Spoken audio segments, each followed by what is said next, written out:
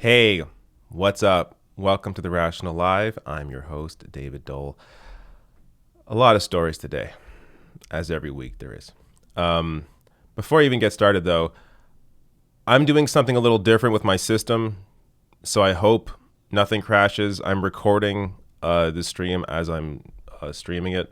So if something happens, I'll jump back into the stream just because I never know with this program. But hopefully nothing goes wrong. So let me give you a little rundown. Actually, before I do that, of course, therationalnational.com/join. That's the Patreon page. You can also join on YouTube, help support the show. There's also a bunch of links in the description box below the video, PayPal, Streamlabs, all different ways to support me. So check that out. And let me give a little breakdown. Oh, before I even do that, there's always a million things I want to talk about first. I want to show you this. If you are in Canada and you are an American, the Democrats voting abroad, the Democrats abroad primary is happening between, I believe it's March 3rd through 10th. So I'm not exactly sure how it works out, but if you are an American, you can go to canadaforbernie.com. That's FOR, canadaforbernie.com. Over 900,000 Americans live in Canada. So make sure you know what you got to do to support Sanders on the primary day. All right. A lot of stuff to go through today. Of course, I'll be discussing Elizabeth Warren now taking on a super PAC after she ran a whole campaign talking about, we got to get big money out of politics. Me as a leader, I will not be using any super PACs. Out the window. So I'll talk about that. I'll also revisit the debate, show a couple clips with Bernie, especially when it comes to discussing healthcare. So wait for that. What else? Bernie's promise to the Culinary Union at the debate. Another great clip, again on healthcare, worth focusing on. A retired federal judge says both Bloomberg and Biden were lying at the debate. What were they lying about? We'll get to that. Bernie reveals recent conversations with Barack Obama. What? Yep. We'll discuss that. Man questions his mayor over his mayor's support of Michael Bloomberg. Wait for that. It's a great example of what people should be doing. Standing up to these public officials that have backed Bloomberg, largely because Bloomberg has somehow financially benefited them. So I'll show you that example. And Bernie, Biden, Steyer all have attack ads out on Michael Bloomberg. And actually, I'm going to do a little, I'm not sure if there's a way to insert a poll into a live chat. I thought there was. But I'm going to be, if there isn't an official way to do a poll, I'm going to be asking people to pick their favorite attack ad on Bloomberg. Like 1, 2, or 3. It'll be Steyer, Bernie, Biden's attack ads. You choose who has the best attack ad. We'll get to that near the end of the stream. Also, Tweets of the Week is largely me just highlighting the media. This Tweets of the Week segment has really completely turned into something else. But sometimes, like, there are a ton of great moments on cable news, surprisingly. But the reason why they're great is because they stand out apart from what the coverage usually is. So I have various examples of that this week. And what else? I'm also going to show 2 fan-made Bernie Sanders ads, really good ones. And, of course, polls of the week. I began to try and organize them in some way. They're not organized. Too many polls, too many links. But we'll jump through those. All right. Before anything, as usual, you know what I like to do. Start with something a little light. Get us into the mood. So let me let me show you this fantastic, absolutely. Also, of course, I'll get to your super chats. Maybe I'll get to a few right now if I can. What order do these come in? Okay, so Jen Pepper sends a generous super chat. Thank you, Jen. Idea Guy says Bernie rally in town today. How y'all been? Have y'all been to any? Discuss amongst yourselves in the chat. I would love to go to a Bernie Sanders event. I just got to find the time to be able to get away from work, travel somewhere to some state, know exactly when he's having a rally. It's hard to coordinate all that, but I would love to join or be at a Bernie Sanders rally. Mr. Sir says, did you see John Oliver's Medicare for All video? I did. It was really good. Shockingly good. Shockingly good. I can't replay it on here because it's HBO. But I think the actual stream, the actual video of that segment's on YouTube, at least for Americans. When I clicked the American link, it wasn't working for me as a Canadian. But check it out. It's a great breakdown. Stitzef says you are amazing. Thank you. Very generous super chat. Thank you, Sistef. Stizef. That's it. Akila says, I get to see Bernie today. So excited. That's awesome. Enjoy it. Yeet the Rich says, Washington State got my primary ballot in the mail today. Amazing. And Junie sends a super chat as well. Thank you. A lot of super chats coming in right now. Samantha, thank you. All right, I got to stop there. Let me get to the thing I wanted to start with, which is right here. So this was put together, I believe it was uploaded by this person, so I think they made it, by Bernie Watchdog on Twitter. Watch this. It is fantastic. Coming to you live from Las Vegas, Bernie Sanders has the inside track to the Democratic nomination. Let me repeat. Bernie Sanders. He's done. I see Bernie Sanders realizing he won't be in the top 5 and dropping out. I think Bernie's time. Be careful. I don't understand why he's running now. They need to start knocking some candidates out. Otherwise, the Democratic Party is going to nominate Bernie Sanders. For the Democrats to win, they have to knock Bernie out early. If it's clear that you are not going to be the nominee, will you leave the race? I intend to be the nominee. Bernie Sanders is the most stubborn politician. Stubborn old goat. Who's yelling? Screaming. In the same screechy voice. His time has come and passed. Coming out of Iowa, I would bet on Biden being there. Harris, Warren, Kamala. Cory Booker, Michael Bennet. I think there's a lot of pressure on Bernie. It doesn't appear that there's growth. Should he be thinking about throwing in the towel? Your polling numbers have gone down a little bit. Just happened to bring it with me. Incredible. Is Bernie done?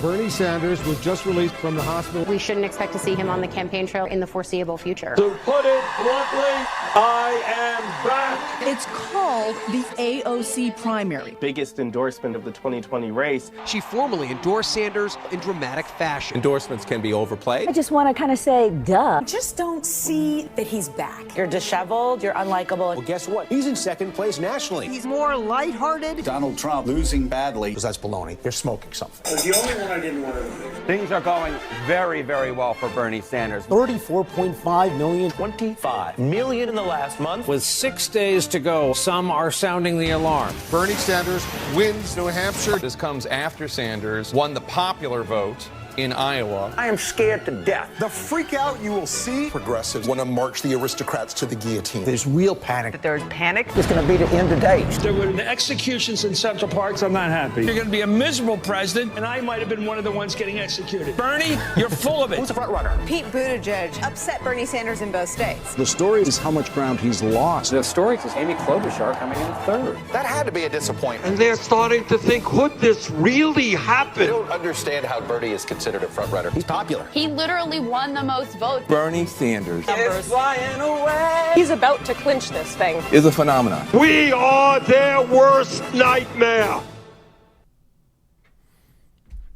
So well done. This is so well done. This could be a Bernie campaign ad, an official Bernie campaign ad. And in fact, I think I saw somebody high profile tweet this video out thinking that it was a Bernie Sanders made ad.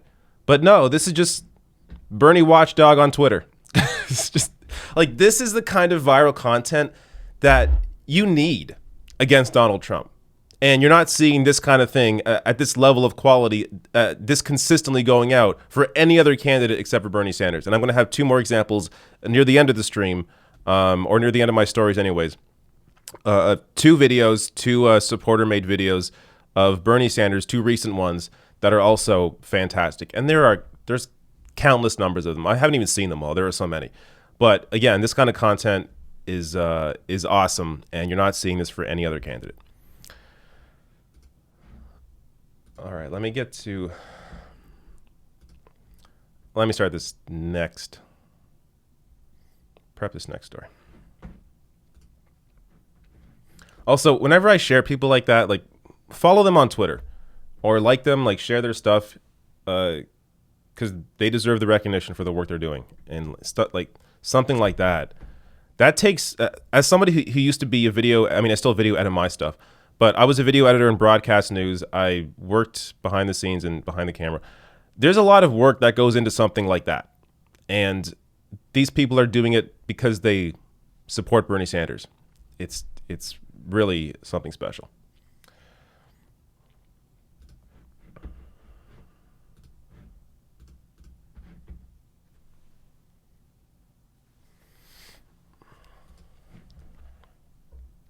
All right.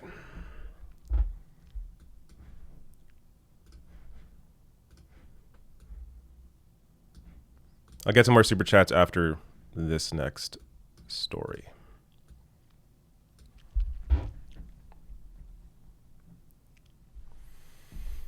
A super PAC that was running ads against Bernie Sanders has now stopped doing so. And this whole story can basically be put or shown to you in three parts. So let me show you the progression of this entire thing. So here's the initial story that came out. This is weeks ago now, or a month ago now, or over that.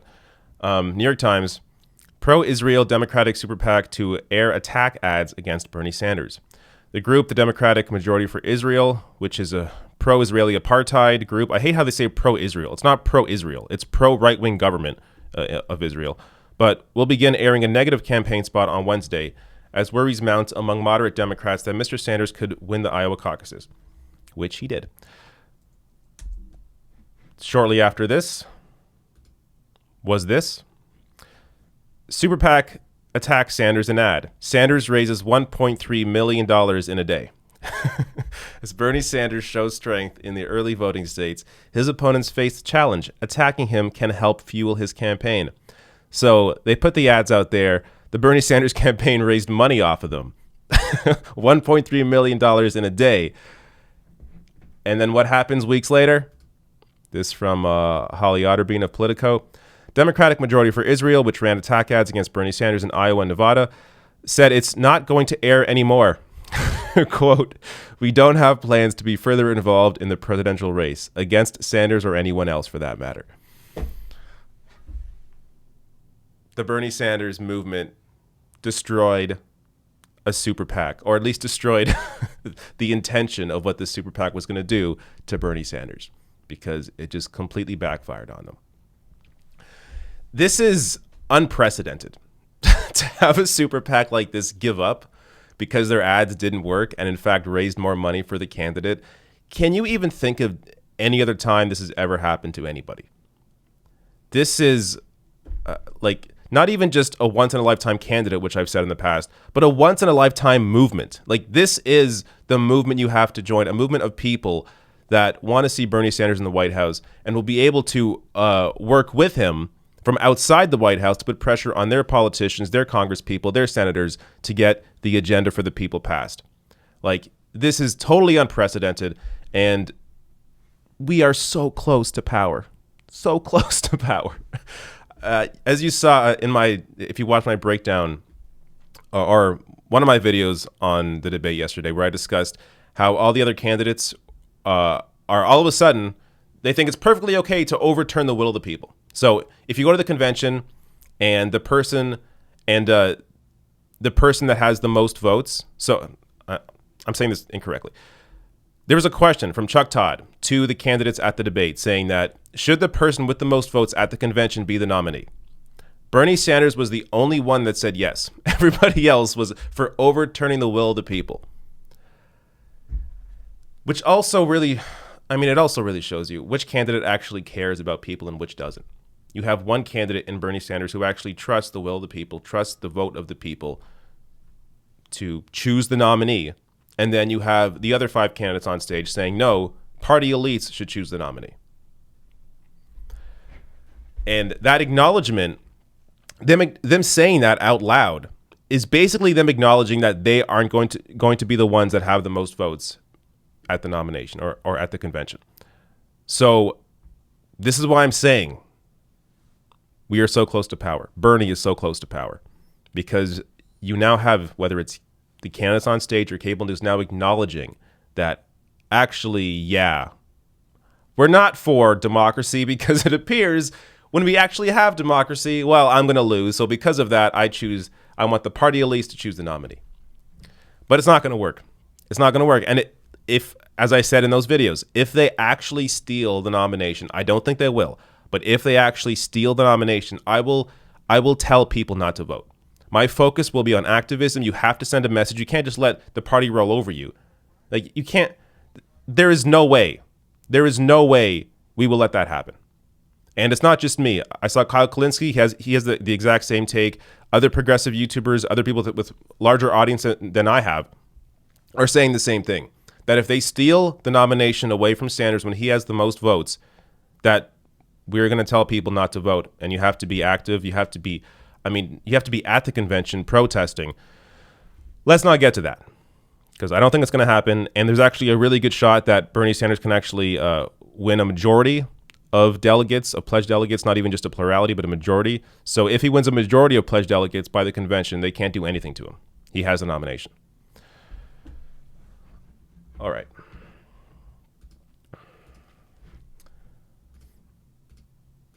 Let me get to this. Let me get to some super chats, and then I'll do the next story.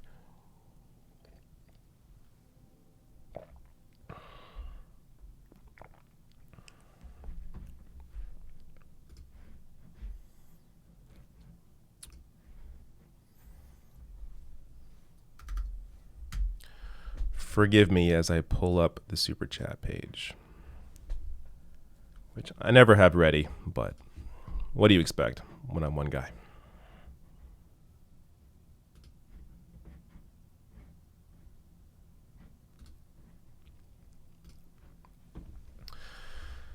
All right, where did I stop?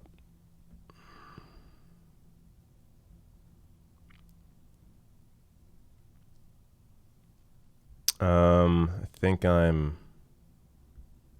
here. Junie McGraw says, I think people underestimate Bernie's sense of humor. The way he responded to Lester Holt's socialism smear was brilliant. Hashtag who's winning in that poll. Yeah. I actually have some commentary on that clip. I don't have it with me, so maybe I shouldn't give the full commentary. But basically, I wish Bernie was a little more clear on what he was talking about when he first responded that way. Because it sounded like he didn't hear Lester Holt properly. Because Lester Holt talked about the socialism part of that poll. The way Bernie should have presented his response was not saying who won that poll, but by saying, well, if you look at the other aspect of that poll where they actually polled the candidates, who's leading in that part of it? So I just thought it was a little unclear when Bernie first responded to it. But I do, yes, I love the sense of humor or the, I don't know, the sarcasm, whatever, that Bernie had in that moment. Samantha Sider says, keep up the good work. Thank you, Samantha. Anthony Maldonado says, no party preference voters have to demand Democratic crossover ballots in order for the vote to count. Do not fill out provisional ballots. Let's do this, California. Yeah, good point. I also wanted to bring this up. Thank you, Anthony. That if you're in California, you have to request a Democratic ballot if you are a no party preference voter. So if you're an NPP voter, you have to request a Democratic ballot to vote for Bernie Sanders in California. So very important. If you don't know what I'm talking about, like if you go on Google or go on Twitter and search NPP California, you'll see a bunch of tweets or hopefully some stories about this to give you a little more information. But make sure you're able to vote in the California primary. Ryan Sipes says, I think you said in the past you've been to Portland, Oregon, my hometown. If so, what did you like and what did you see? So yes, I was in Portland. I think two years ago. I think it was 2 years ago. Love it. The food was great. So I'm pescatarian, so there was a lot of amazing vegan food in Portland. We went to the coast, saw saw a lot. Saw the wilderness, saw the ocean, saw the massive trees, but also the city as well. Walked around. I don't know. I was there, or we were there for like a couple days, so not all that much time, or maybe it was like 3 days, but not all that much time to explore everything. But basically, took a few tours around the area and around the coast, and yeah, love it. Love Portland. Also, what else? We went up the mountain as well. We saw why am I blanking? There's a movie that was shot. The exterior of the movie was shot on this mountain in Portland, and anyways, it was, whether it's the mountains, whether it's the coast, whether it's the city, Oregon and Portland are beautiful. Sam O says, hi Dave, what do you think of Trump's dumb comments on the movie Parasite winning the Best Picture Oscar and about Brad Pitt? Also, have you seen the movie yet? I have not seen the movie yet. I haven't really seen many movies at all this year, or last year. I've seen, like, I've watched, man, I'm so bad. I'm blanking on names when it comes to movies. But the big Martin Scorsese movie, that's out on Netflix. I saw that. And the Adam Sandler one as well. Like I've seen like 2 movies in the past like 12 months. 2 new ones anyways. Because a lot of what I do, like, I work all the time, guys, like too much. And when I'm done working, I just want to chill. So usually I'm playing a video game, or I'm like watching Seinfeld, or like just something to kind of ease my brain. Because if I get too deep into something, whether it's a drama, I just can't take it. Just because of what I cover all day. what I'm consuming all day. All right. Let me get to the next story.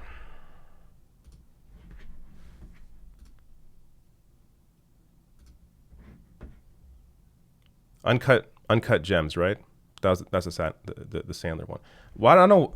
It's weird. Like my brain's not good when it comes to. I've said this before when it comes to names, but it's even worse when it comes to movies, like titles of things. Unless it's like something I've seen over and over again, I'm just not gonna remember it.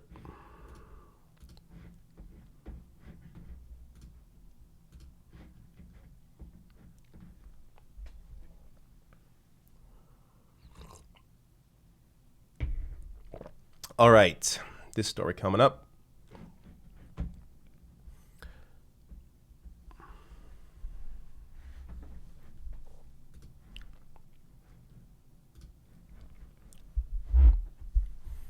So at the Nevada Democratic debate, Bernie Sanders wrecked Pete Buttigieg for all of us. Let me show you exactly what I mean. If speaking to the needs and the pain of a long-neglected working class is polarizing, I think you got the wrong word. What we are trying finally to do is to give a voice to people who, after 45 years of work, are not making a nickel more than they did 45 years ago. We are giving a voice to people who are saying we are sick and tired of billionaires like Mr. Bloomberg seeing huge expansions of their wealth while 500,000 people sleep out on the street tonight. And that's what we are saying, Pete, is maybe it's a time for the working class of this country to have a little bit of power in Washington rather than your billionaire campaign contributors. All right, look. If speaking... Hell yeah. That was so good. There are so many moments that I wasn't able to include in my breakdown because I really wanted to focus on Bloomberg getting destroyed. But there were incredible Bernie moments that had nothing to do with Michael Bloomberg as well. This was one of them. And just to back up what Bernie's saying here, let me give you some examples of Pete Buttigieg and his contributors. So Sludge has done some fantastic reporting on this. Alex Koch specifically. Here's one story on this. As he attacks Medicare for All, Mayor Pete gets campaign cash from healthcare executives. So Buttigieg's recent transformation into explicit Medicare for All critic was accompanied by continued donations from pharmaceutical and health insurance interests. One example, and this article clearly goes a little deeper into it, but more reporting on this. This is reporting from David Moore this time. Here are the lobbyists and corporate executives collecting checks for Pete Buttigieg. As the Buttigieg campaign stops releasing its bundler names and blocks press from fundraising events, here are some of the pharmaceutical and finance executives behind its rise in the big money race, and 3 attorneys whose donations were returned. So I've actually gone a little deeper into this in a video a few weeks ago, maybe a month ago now.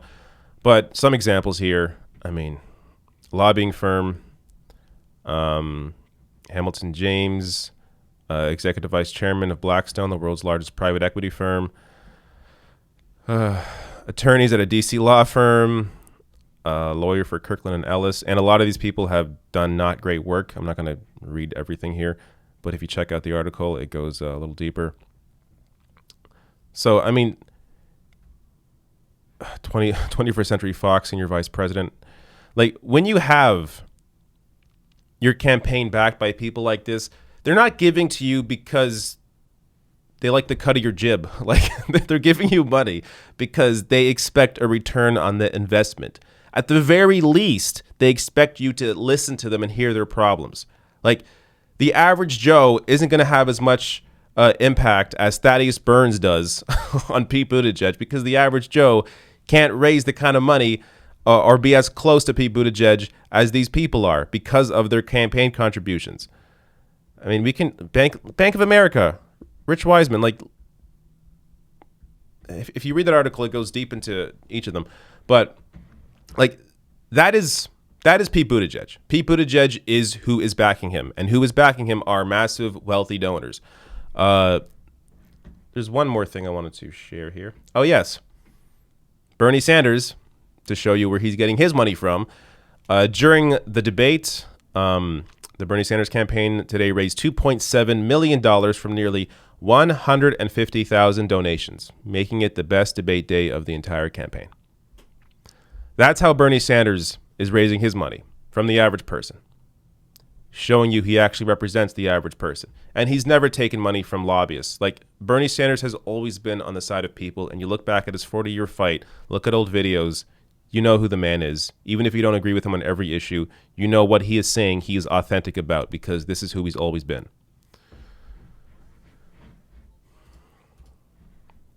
Okay. The next story is the Warren story. Quite a few links for the Warren story. I'm just going to prep this first, and then I'm going to hit this super chats.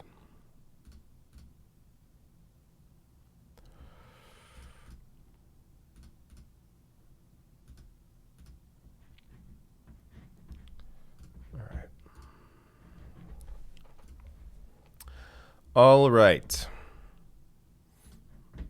Let's see how these super chats are going.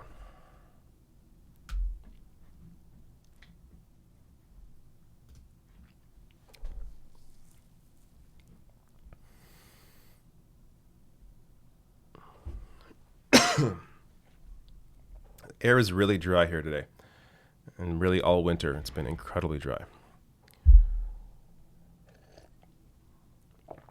All right.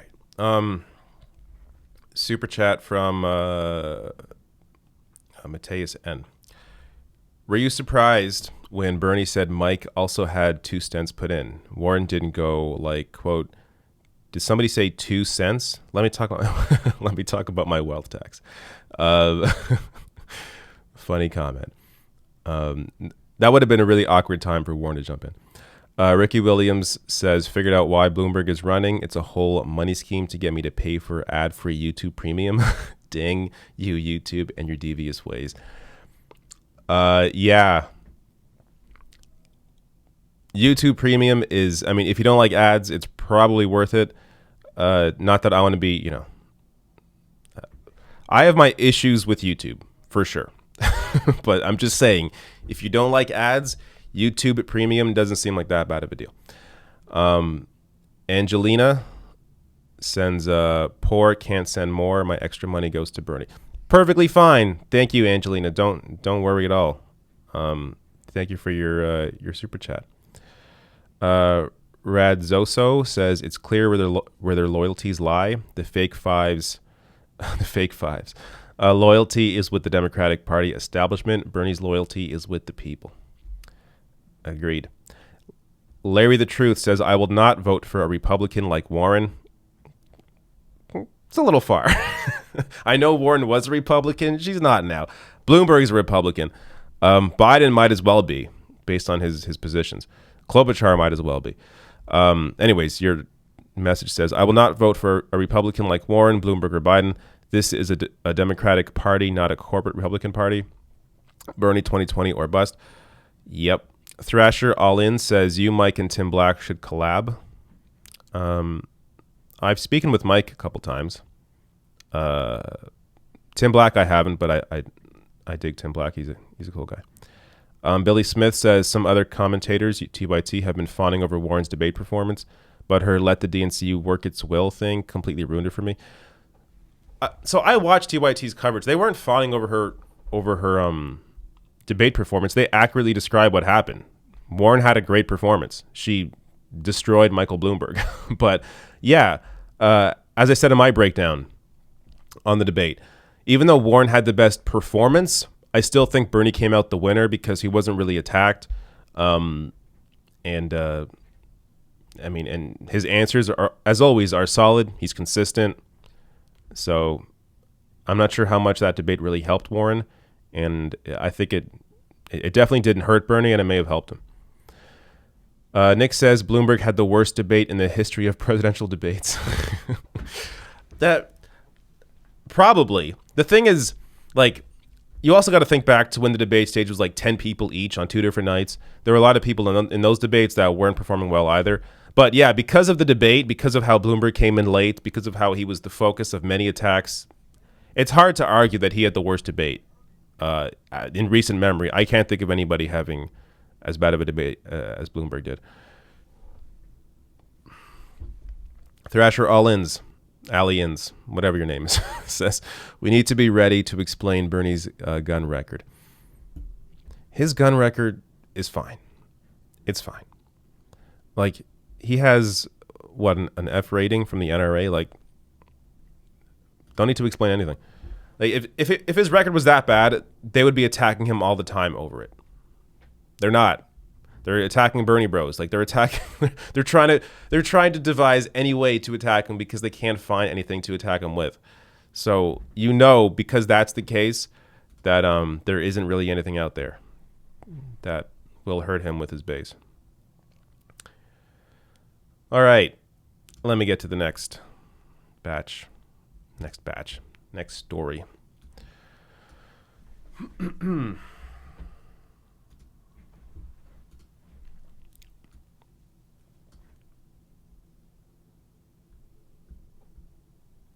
This is a big one.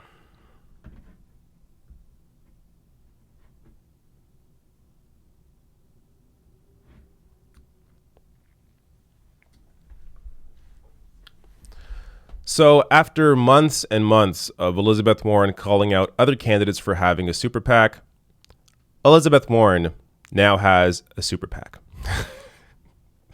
And before I get into the story, super PACs operate separately from campaigns. At least they're supposed to. I'm going to get to something in this story where there's definitely something weird going on here. But the most a candidate can do is say they disavow the super PAC and they don't want that super PAC existing, whatever. But they can't actually shut down the super PAC themselves because it operates separately from the campaign.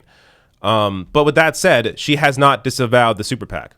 So I'm going to show you in a minute what her response to the super PAC is. Before I get there, let me show you what she used to say. So this is a tweet from Stedman here saying Team Warren sent this email out 8 days ago. I guess 9 days ago now. Warren for president. There's only one way Elizabeth is raising money for this campaign. She isn't holding fancy fundraisers where you can go get in by writing a big check. She isn't accepting money from lobbyists or executives at big banks, fossil fuel companies, or big tech companies. And unlike almost everyone else in this race, she isn't accepting help from outside super PACs. Oh, really? Now, again, before I get into her response here, there's a long history of this. Here's a short clip of her talking about it. Everyone on this stage except Amy and me is either a billionaire or is receiving help from PACs that can do unlimited spending. So if you really want to live where you say, then put your money where your mouth is. All right. And Walker Bregman really goes into, over and over again, Elizabeth Warren has talked about rejecting super PACs, why it's so bad to have a super PAC. Like, there's a lot there. But I want to show you this clip. This is her recently now reversing that position. First day I got in this campaign, I said to anybody who runs for president, let's do this without super PACs. Let's all agree, before they've gotten into it, before people have invested money in this, let's all just agree. We will all say no super PACs. Nobody took me up on it. So I tried again, and I tried again, and I tried again. And what was the answer over and over and over? Not a single other candidate would agree with me. So I haven't changed my position. Look, if the other candidates would all say, you're right, let's do the primary from this point forward without super PACs, I'll lead the charge. Let's do it. Let's all disavow super PACs. Let's make this about the money that goes through our campaigns. That's what I'd like to do.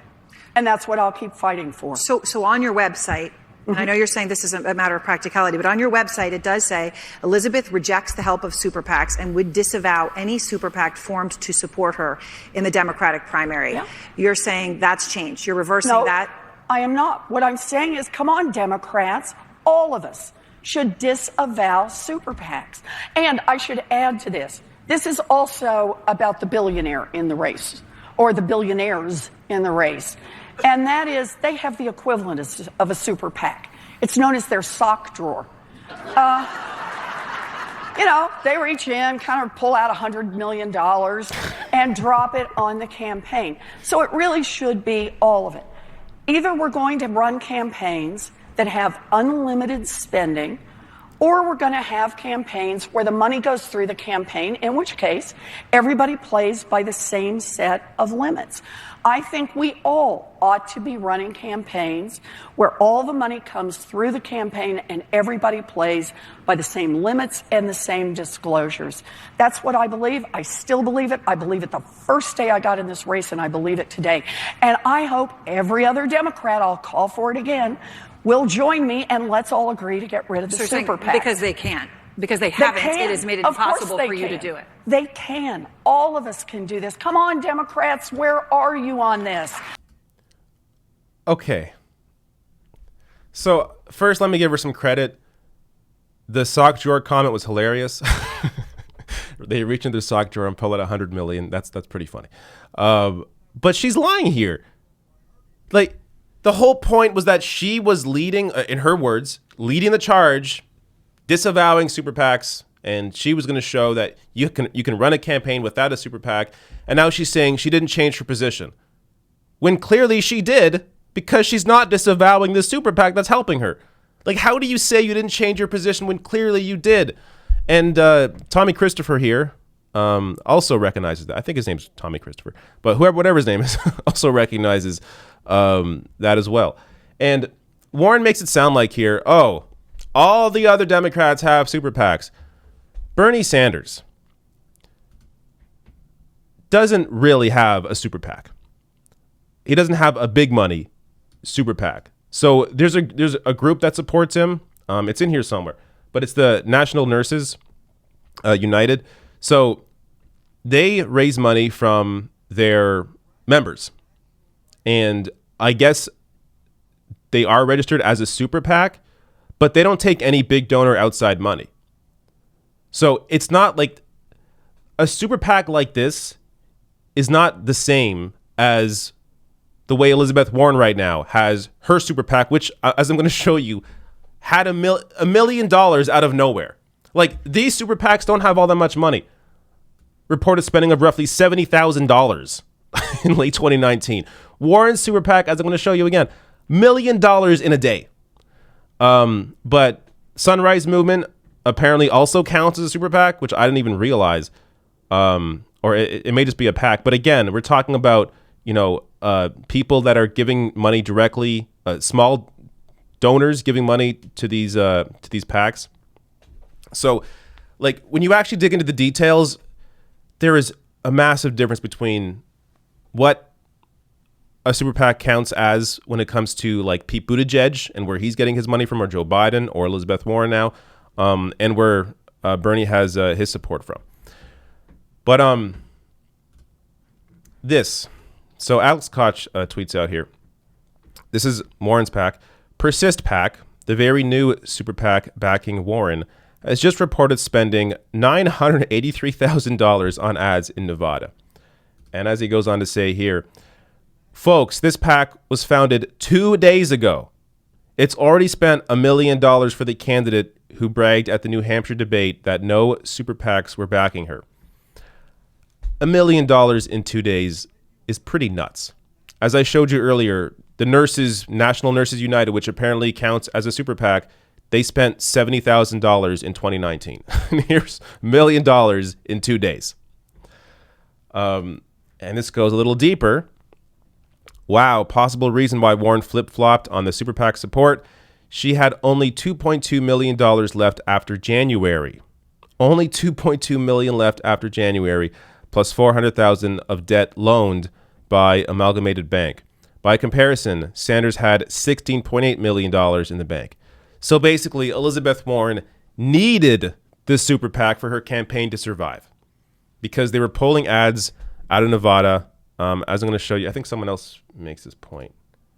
No, not yet. But so the Warren campaign was pulling money out of Nevada in ads. And while that was happening, this PAC that she now has was pouring money into ads for Elizabeth Warren. So even though super PACs are not supposed to be coordinating with campaigns, it sure as hell looked like this PAC was coordinating with Elizabeth Warren, because as they were polling their ads, this PAC was spending money on ads for her. Now, Mehdi Hassan makes a comment here. Disappointed to hear Elizabeth Warren, whom I'm a long-standing admirer of, say she'll lead the charge on rejecting super PAC money only if all other Democratic candidates agree first. How is that leading then? Isn't that, by definition, following? Nailed it. And, oh yeah, this just speaks to Elizabeth Warren and really what she's about. So I've been a huge supporter of Warren in the past. I thought before Bernie announced in 2015, for 2016, I thought Elizabeth Warren should have run against Hillary Clinton. A lot of us did. I think most of Bernie's base thought at the time Warren should have run before Bernie had announced. She didn't want to run against Hillary Clinton. And so then Bernie got in.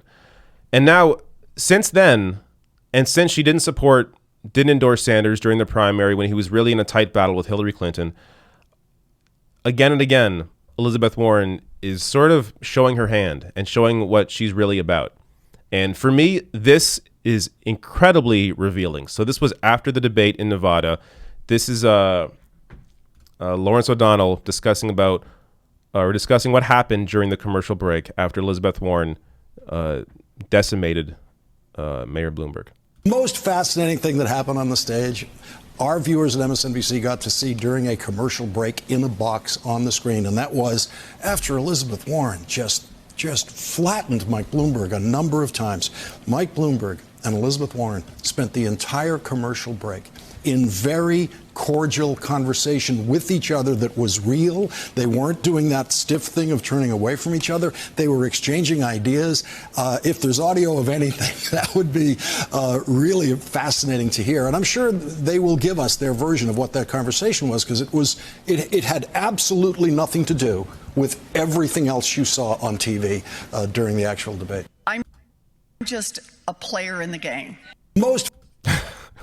So I added that last piece. That was from an interview with Amy Goodman that Elizabeth Warren was in, where she just said, I'm just a player in the game.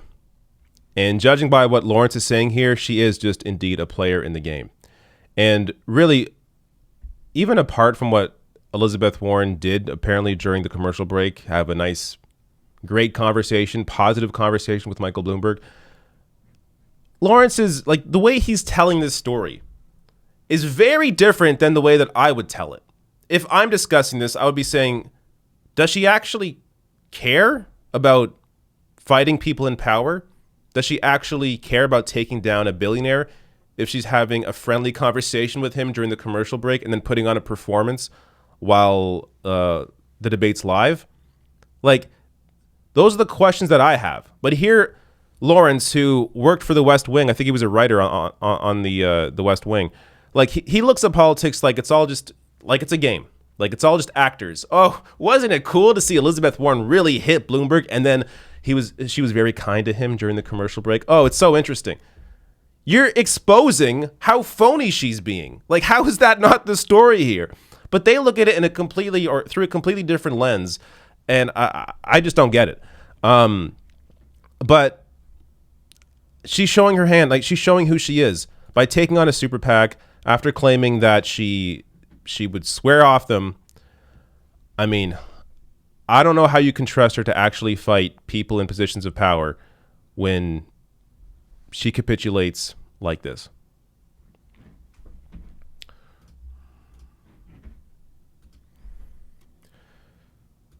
All right, let me get those super chats.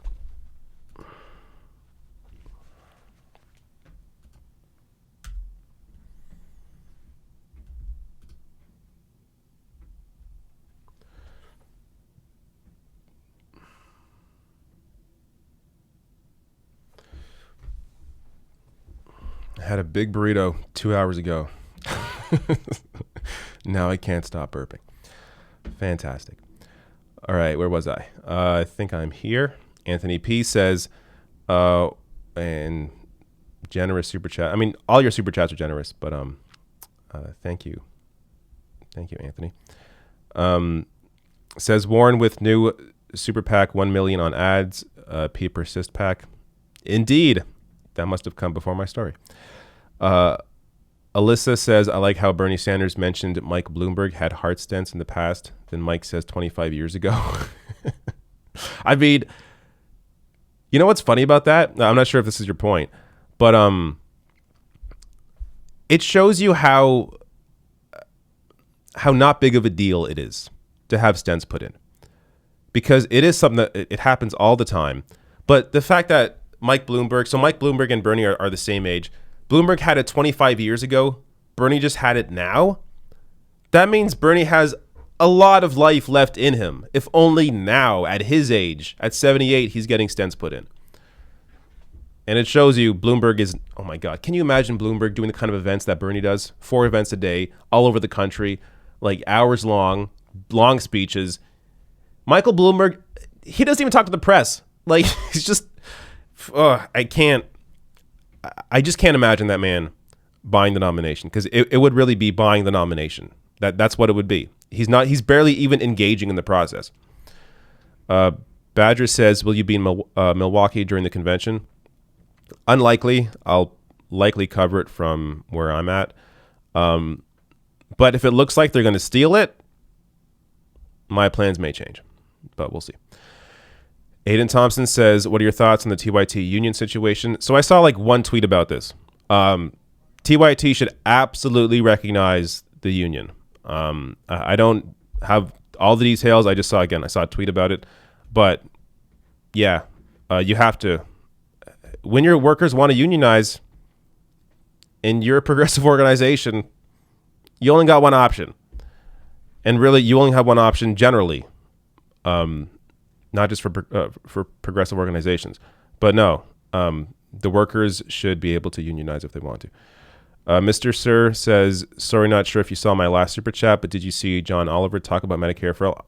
I did respond to it. We have another ally on mainstream television. Yeah, it was really good. If you didn't check it out or haven't seen it, John Oliver's segment on Medicare for all last Sunday was fantastic. It was a really good breakdown. And considering John Oliver has had some bad takes in the past. I think it was on Venezuela. He had a horrible take. But on this issue, on Medicare for all, he's spot on. And maybe it's because he's from the UK. He has a little more awareness on healthcare like I do as a Canadian. But whatever the reason, yeah, it was a great segment. I recommend sharing it around to friends and family. Wasted Time Productions says, do you think Tulsi is the best VP Bernie could select? If not, who? I wouldn't. Tulsi voted to not impeach Trump. She voted present on impeachment. I think that was a mistake. It's something that they could easily harp on, whether it's Trump doing it or someone else do. It's not worth it. It's not worth it. That was a horrible vote. So I don't think Tulsi's a good choice. I have a top 3: Nina Turner, Rashida Tlaib, Barbara Lee. Those are my top 3 for VP. Any of those are good with me. Angela J says, can you please give some advice to no party preference voters in California? I talked about this earlier. I saw that they would need to request a special ballot to be able to vote for Bernie. Thank you. Yes, if you're in California and you are a no party preference voter, NPP voter, make sure you request a special ballot, or I guess Democratic ballot. I don't know all the details. I'm not obviously well versed in California in the whole election process. But if you look up NPP and California and Democratic primary, whether on Twitter or on Google, you will see a lot on it. And make sure you are prepared to vote for Bernie in the primary. Ocean says, it's reported Warren only has $3 to $5 million left total. Yeah, that's correct. Junie McGrath says, I used to like Warren. Now I can't stand her. The Journey Bunch says, hey, David, huge fan. Elizabeth has shown her dark side during this election. That being said, she has a skill to knock down on bankers. What's your take of her still being part of the administration? I think, look, Treasury Secretary, like I think she could definitely be a part of the administration. As VP though, I just think there are better options. And it's for her to continue these ridiculous attacks on Sanders is just so stupid. Like, while she's trying to present herself as the unity candidate, all she's been doing is turning off Sanders voters, which are the most engaged voters right now in the primary. Why would you do that? It is such a dumb strategy. So she is, every single day, she's ruining her reputation. She would have to drop out very soon and back Sanders and do it forcefully to be able to make up any of the goodwill that she's lost, because she's definitely lost a ton. Ryan Sipes says, Warren, snake emoji, trust in me, snake emoji. Thanks, Ryan. All right. The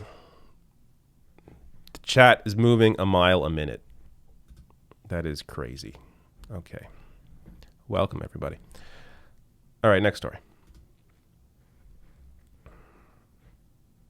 Which I think I have to prep still.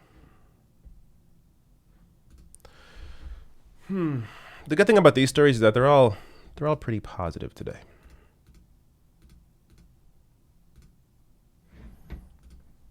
And I forgot to mention at the beginning of the stream, I might be doing a live stream tomorrow during the Nevada caucus. I don't know. Results are supposed to begin to come in at 4 o'clock Eastern time. So I might be on here. I might be on Twitch. Reason being, if I'm on Twitch, I have a better shot at not being taken down for copyright issues, because I may want to watch CNN's coverage of the caucus to have something else to present to people and not just sit here looking at numbers. So I may stream on Twitch. Also, I could also play some video games while the numbers are coming in. So that might be fun. But I haven't decided yet what's happening tomorrow. But it's crazy. It's tomorrow. Like I'm not used to elections being on Saturdays, which is they should be. They all should be. All the primaries, every election should be on Saturdays or on the weekend anyways. Because a lot of people work during the week, got kids. It's hard to get out and vote. All right. I think I'm prepped for this.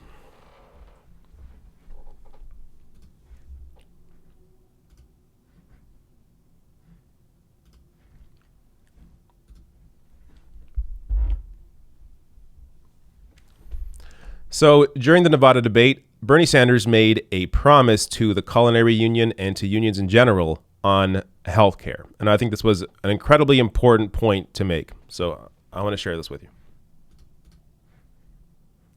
Leaders are warning their members about that your health care plan will take away their health care plan, take away private insurance completely.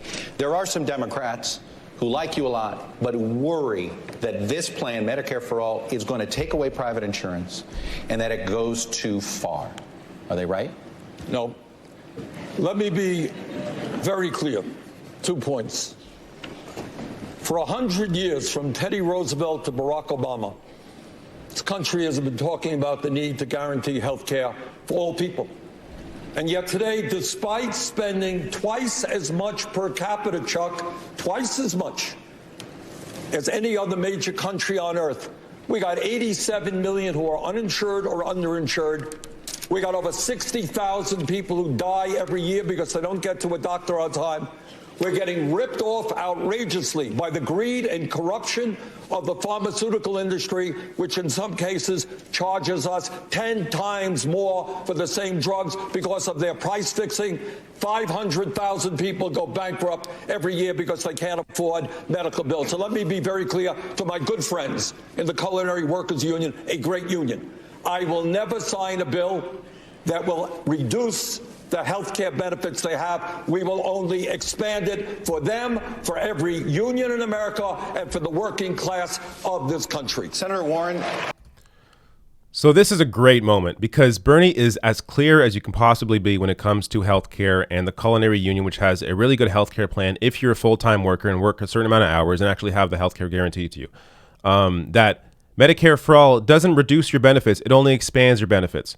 Like, this point has to be made over and over and over again. If you have a healthcare plan through your employer, through a union, all Medicare for All does is replace it, and in every case either matches the benefits you have or expands them.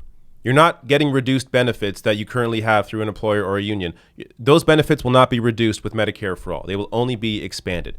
This point really has to be made over and over again, because people, like, I get it. Americans don't know this because they don't understand how single payer actually works. But as someone who's lived in a single payer system, having healthcare guaranteed to you, what it means for unions is that unions no longer have to negotiate healthcare. So now they're free to negotiate higher wages, free to negotiate other benefits. So having healthcare guaranteed to you through a single payer system actually frees the unions up to negotiate for more in other areas. It is a huge benefit for unions, in addition to being a huge benefit for everybody else. Now, let me show you another clip on healthcare from the debate that I think is also worth sharing. Let's level. Right? Let's level, Pete. Under your plan, which is a maintenance continuation of the status quo, can I finish? The average American today is paying $12,000 a year. That's what that family is paying. 20% of a $60,000 income, $12,000 a year. Highest prices in the world for prescription drugs. Just the other day, a major study came out from Yale epidemiologists in Lancet, one of the leading medical publications in the world. What they said, my friends, is Medicare for All will save $450 billion a year. Because we are eliminating the absurdity of thousands of separate plans that require hundreds of billions of dollars of administration. And by the way, ending the $100 billion a year in profiteering from the drug companies and the insurance companies. Bernie's exactly right. And you know what is really disgusting about this clip is that Pete Buttigieg also knows this. A year ago, he was discussing how Medicare for All was the compromise. He was on Morning Joe discussing how Medicare for All is the compromise. An actual left-wing plan would be what the UK has, where you are actually, where doctors are actually employees of the government. That's the actual left-wing plan. Here, single payer is the compromise. Yet here now, Pete Buttigieg, because of, as I showed you in another story, but also showing you in this story, as he attacks Medicare for All, Mayor Pete gets campaign cash from healthcare executives. Like, check out the Sludge has done a great breakdown into this. Here are some examples, just from Q3 2019. But Alex Koch here, shout out to him, great reporting. But this is why Pete is now against Medicare for All. It's not because he actually thinks Medicare for All is going to be so expensive or somehow ruin healthcare for people. No, it's because he's being paid to be against Medicare for All. And as somebody, as I've said, who lives in a single payer system, it's just obvious. You take out the profit-making middleman, of course costs come down. You take out these executives, these healthcare executives making, billions, millions and billions, of course costs come down. Like, this should be obvious.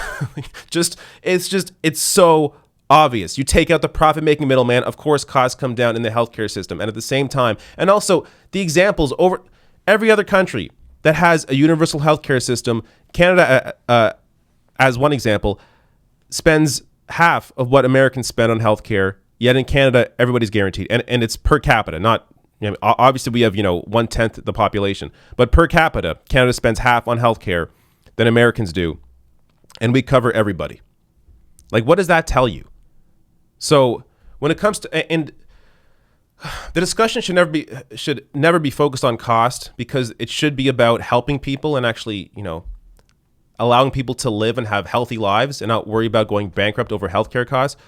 But when we do talk about costs, understand the facts are also on the side of Medicare for All. And anybody fighting it, they have a reason they are fighting it. And the reason is always financial. They are somehow financially benefiting or politically benefiting from being against Medicare for All. It's not because they're honest. It's because they are lying. Pete Buttigieg here is completely lying. And Bernie Sanders, as always, is being authentic on this issue of healthcare.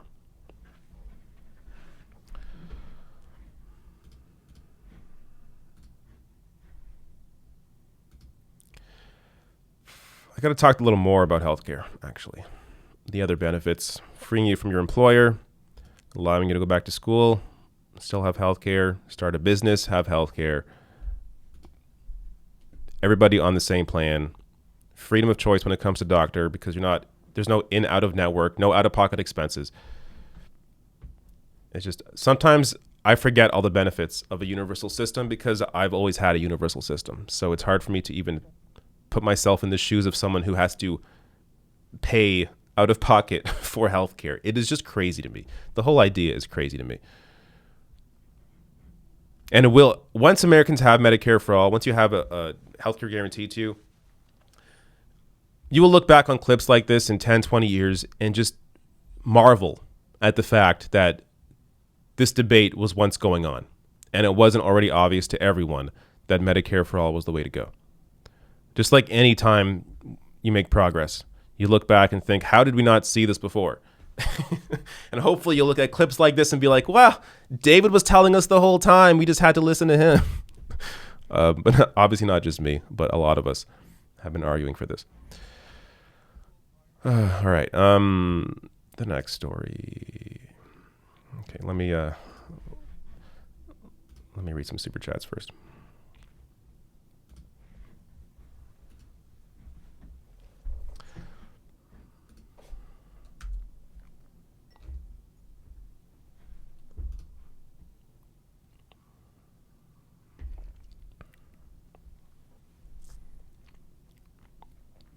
Larry the Truth says exactly why I called Warren a Republican. She backed Hillary and now is buddies with Bloomberg. She's always been a Republican. I have $2,000 for her primary challenger in her Senate run in 2024. If somebody puts up a good primary challenger to her, who knows? Who knows? Jack F says, I like Amy Klobuchar sometimes because I think she actually cares. She also stormed past Pete after the debate. I didn't see that, which was at least authentic. Her policies, though, equal barf. Yeah. Here's the thing with Amy. I feel like she may be, actually, I was going to say she might be okay as a person, but then I thought back to her being a horrible boss and thought, no, she's not a good person. But she does believe what she says, which isn't always good because it shows you she isn't all that bright. She forgot the president of Mexico. She's a senator, a United States senator who discussed in her answer how she supported the new NAFTA. Couldn't name that AMLO was the president in Mexico. And look, I even kind of semi-agree with Warren's defense of Klobuchar in the debate of Amy there, where she said, hey, it's one name. People forget names. I forget names. Clearly, I forgot the name of the movie Uncut Gems. So, I forget names. But Klobuchar couldn't talk about his policies or how he's a little more left-wing than in the past. Tom Steyer at least did that. So she couldn't describe anything about AMLO. So that's an issue, I think, if you're a senator running for president. If you're your average Joe, who cares? But if you're a senator running for president, you should friggin' know the president of Mexico. Patrick Menard says if nomination stolen, still vote. Need reps and senators. Go out and vote down ballot. But I'm not going to tell you to vote for if the nomination's stolen and let's say it's Bloomberg, I'm not going to tell you to vote for Bloomberg ever. He's basically a Republican with a different face. I mean, he's Donald Trump with I don't know, all of his qualities hidden, basically. Like he's just as evil as Trump is, but his crap isn't out in the open the way it is for Trump.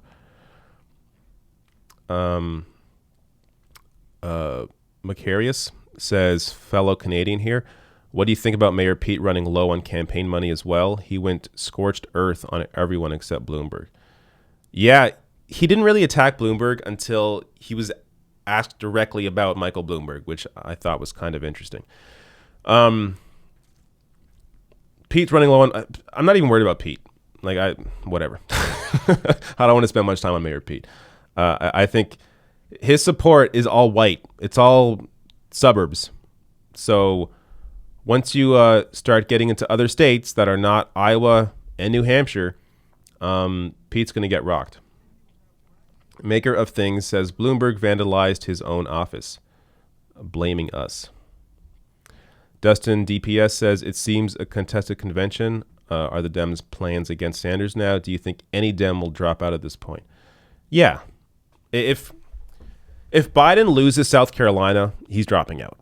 I have no idea what Biden would say if he lost South Carolina. Like, how could you possibly think you could stay in the race after you keep talking about how South Carolina, once I get to South Carolina's my firewall, and then you lose it? No. So if he loses South Carolina, Biden's done. Warren may stay in a lot longer than we want her to. She may stay until the end. I don't know. Now that she has a super PAC helping her, I don't know. But at some point, these campaigns run out of money. Like, that's the other thing holding them back. Bloomberg's going to be in this for probably till the end, since he has unlimited money. Pete Buttigieg, I don't see staying in if he loses the first 4 states. He may try and stay in a Super Tuesday, but I don't know what it's going to do. Klobuchar as well. So really, it's likely going to come down to Sanders and Bloomberg, and maybe Warren if she's holding on for as long as she's already held on longer than she should be. So she may hold on for a while. But I think Sanders and Bloomberg are clearly going to be the ones that will last for sure, and Warren is a possibility. Patrick Zudhoff sends me a super chat. Thank you. Viksha Singh says, sorry, small amount. Love your work. Hashtag not me. Yes. No worries. Any amount is fine. Thank you for the support. Reed Golden says, Bernie should also make the point that relying on healthcare through your union means you're basically stuck with that union and in that job forever. Yes. Great point. With though I wouldn't phrase it like that, because you don't want to say it in a way where it sounds like you're undercutting the union itself. But just talk generally about work. If you have healthcare through your employer, then you are tied. Then your healthcare is tied to that job, and that employer can take away that healthcare at any point, change it at any point. Like, you can make the point that way without having to bring unions into it. But I get your overall point, and it's yes, I agree. Jessica K says elections, including primaries, need to be ranked choice voting, with the days off paid, and voter registration needs to be automatic for all citizens. 100% agree with that. Janine Jackson says Assange rally Australia House Tomos, or is that tomorrow? In London. Australia House in London. Assange at a rally. All right. I guess that's for people in London. All right. Next story here. This is a good one. Federal judge calling out liars on the debate stage. Why did they lie? Or what did they lie about? You'll see.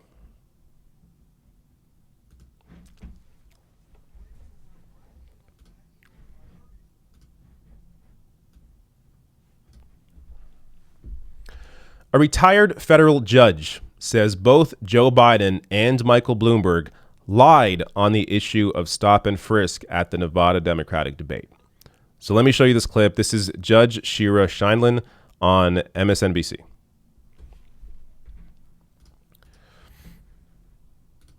Mayor Bloomberg said, when I realized it was bad toward the end, I ended it and it dropped 95%. That is not accurate. In the last 2 years or so, it began to drop dramatically. It dropped 67%, not 95%. But it wasn't because he realized, had an epiphany that it was wrong. It's because of the court rulings. That's what happened. Right. I ruled. And Joe Biden said that the Obama administration stopped it. I thought you stopped it. Yes, was Joe Biden correct or not? Of course he's not. You got in just ahead of me. I was going to say that Vice President Biden was totally lucky I'm wrong not in too. your courtroom. That's right.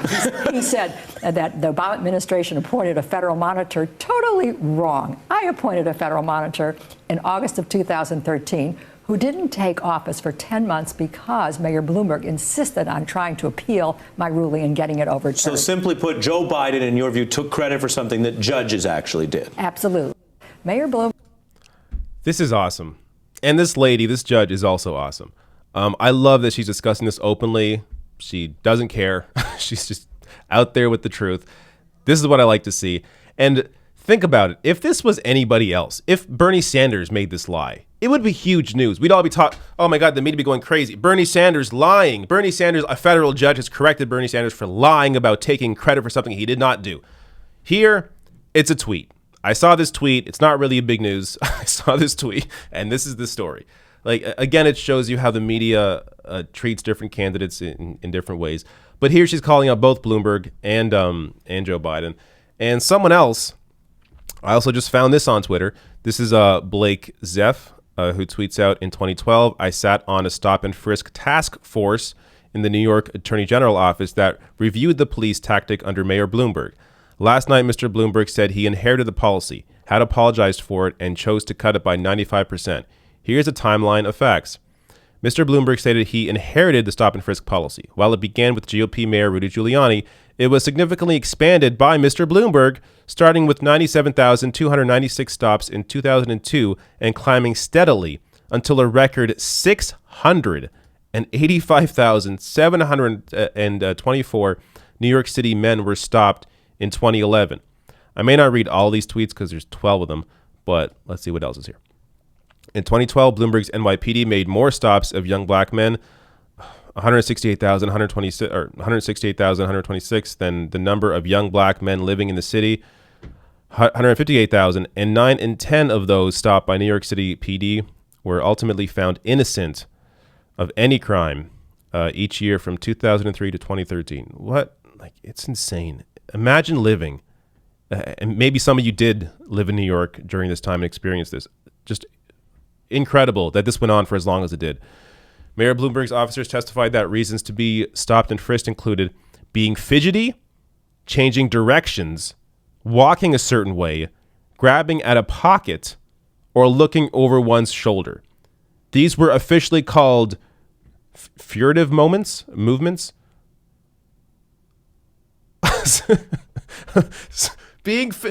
All of this is subjective. And these are all things that I do. I'm telling you right now, when I go for a walk, when I'm outside walking around, I do all these things. I'm fidgety. I change directions oftentimes. I definitely walk a certain way, whatever the hell that means. Grab my pocket, look over my shoulder. I do all of these things. Incredible. Those stopped by the NYPD during this time described the encounters as invasive, humiliating, and in some cases violent. Being stopped on the way home from church or school, or getting their work clothes dirty because they were forced to lie face down on a filthy sidewalk. Mr. Bloomberg repeatedly defended the tactic, arguing crime would soar without it. In 2013, he said, if you don't want to be stopped, don't look like a suspect. In 2012, he said, we're not going to walk away from the tactic because, quote, we would lose control of our streets. Even though crime went down when they got rid of it, under the next mayor, under de Blasio. Recently, Mr. Bloomberg told CBS, nobody asked me about stop and frisk till I started running for president. Total freaking lie. A Daily News editorial called the claim idiotic, obviously, adding this was the highest stakes legal fight of the mayor's 12-year tenure. Oh my God. This is why I'm telling you, if Bloomberg steals the nomination, I will actively tell you not to vote. At least not vote for the top of the ticket. You can vote down ballot for Democrats, but do not vote for the top of the ticket. Mr. Bloomberg says he reduced the practice by 95%. In fact, stops rose. Did I just read this? No, there's more to this. In fact, stops rose steadily from 2002 to 2011 before a real drop in 2013. That year, a class action lawsuit filed against Mr. Bloomberg led a federal judge to rule the policy unconstitutional, which Mr. Bloomberg would appeal, of course.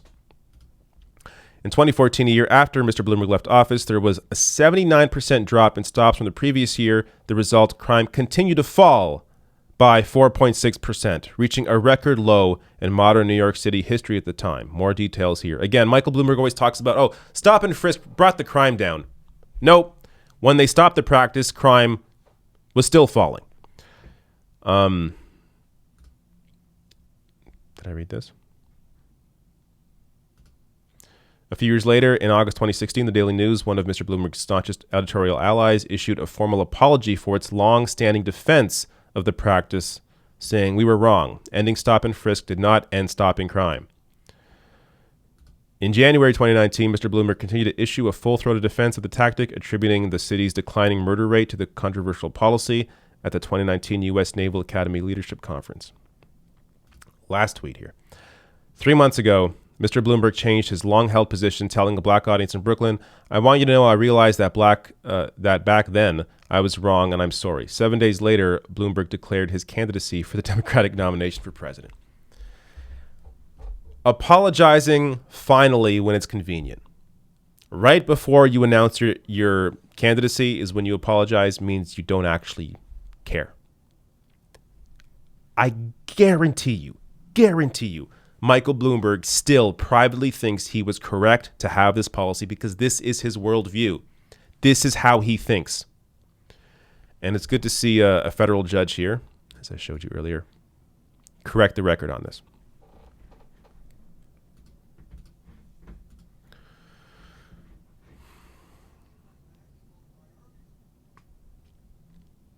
All right.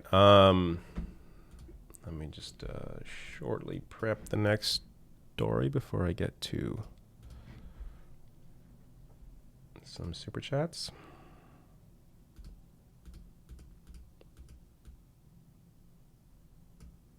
Okay.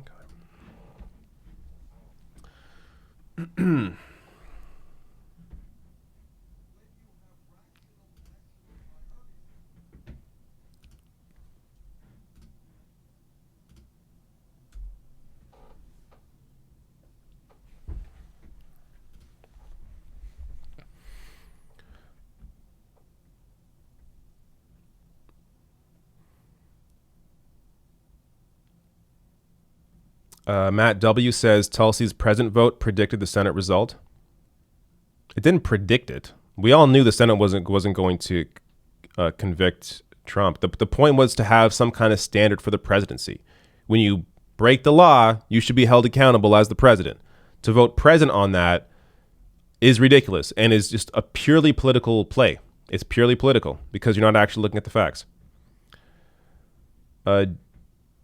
JP CAC says if Warren is looking for money now from wherever, seems to indicate she has little grassroots money coming in. So where is her appeal to the broad masses? Yeah, because, yeah, you're right. Did you just send me that much money? Jesus Christ almighty. Is that a mistake? Thank you so much. That is a crazy donation. Thank you so much. You're exactly right.